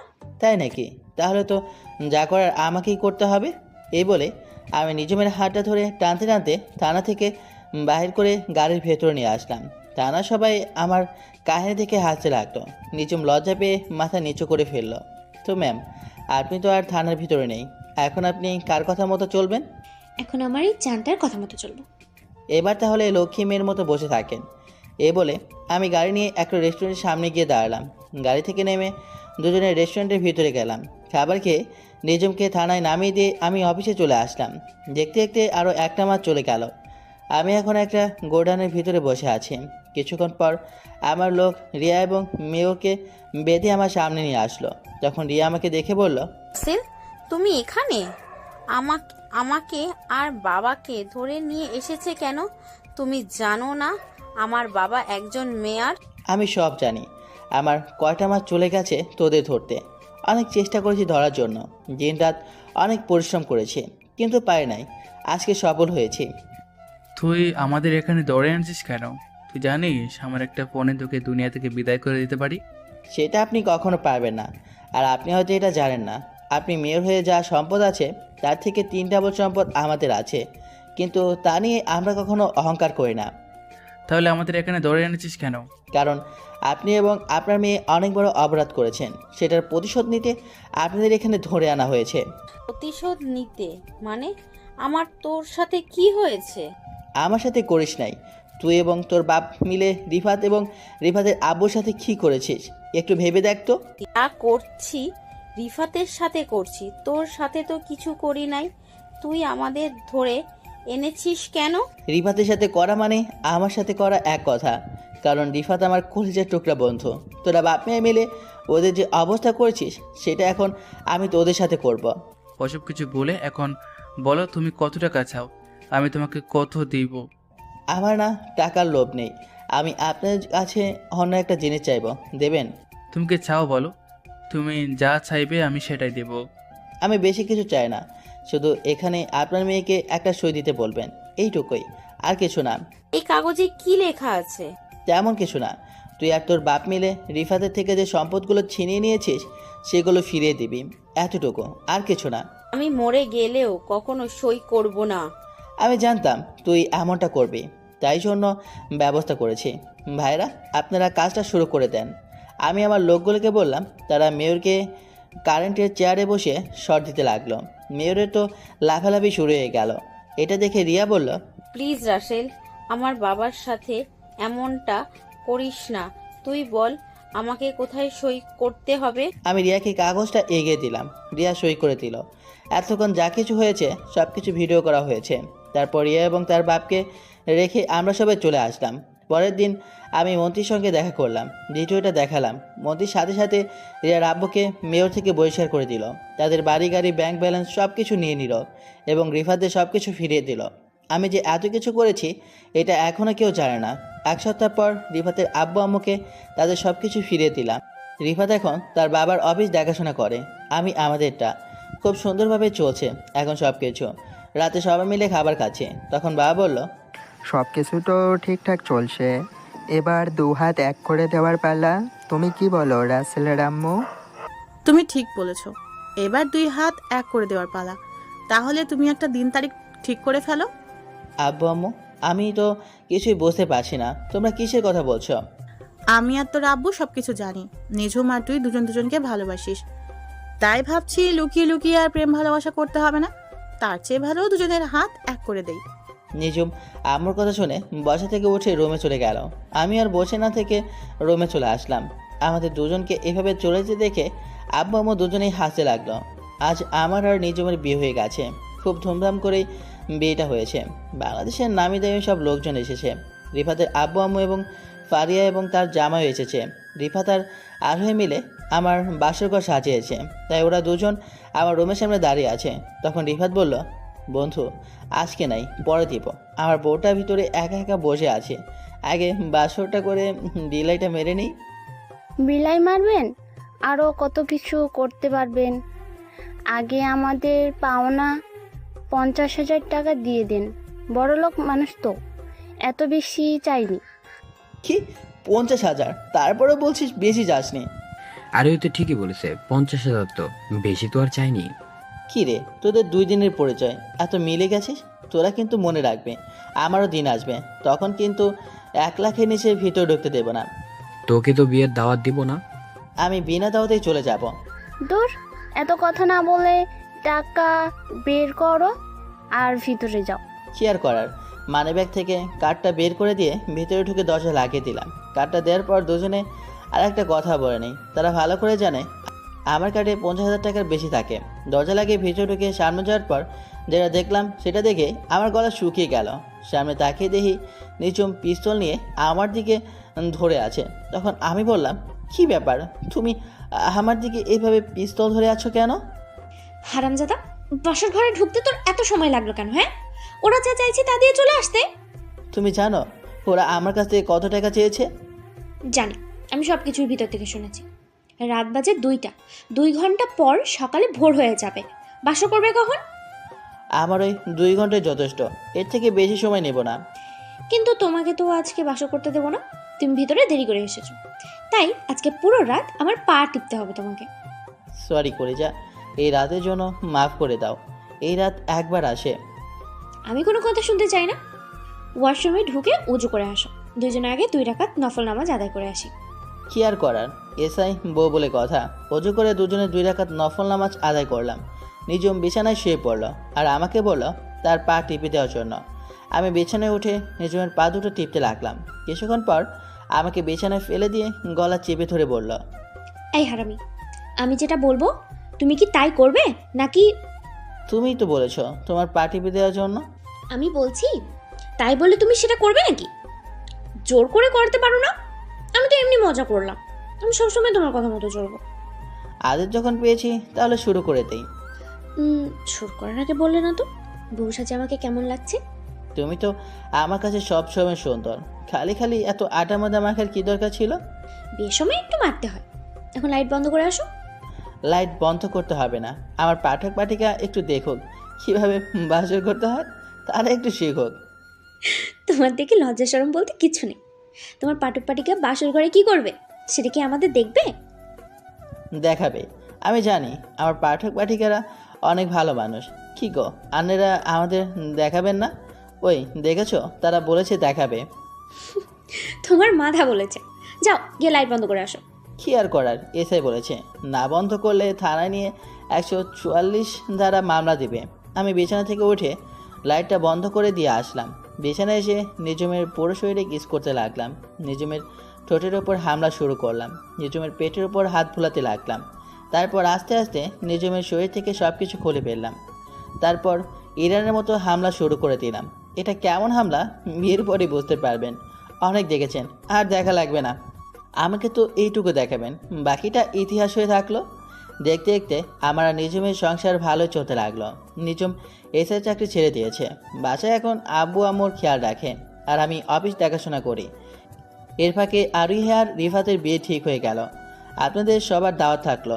রাইসা এখন কলেজে পড়ে, তো সবাই আমাদের জন্য দোয়া করবেন। নামাজ পড়ো মুসলিম বোনো ভাই, নামাজ ছাড়া দুনিয়াতে শান্তি নাই। নামাজের কথা রেখো স্মরণ, নামাজ দিয়ে সাজাও জীবন। নামাজ ছেড়ে করো না ভুল, নামাজ হলো ইবাদতের মূল। শোনো মুসলিম ভাই ও বোনেরা, 5 ওয়াক্ত নামাজ পড়ো, জীবনকে সুন্দরভাবে গড়ে তোলো। আল্লাহ হাফেজ। তো ভালো থাকবেন সবাই।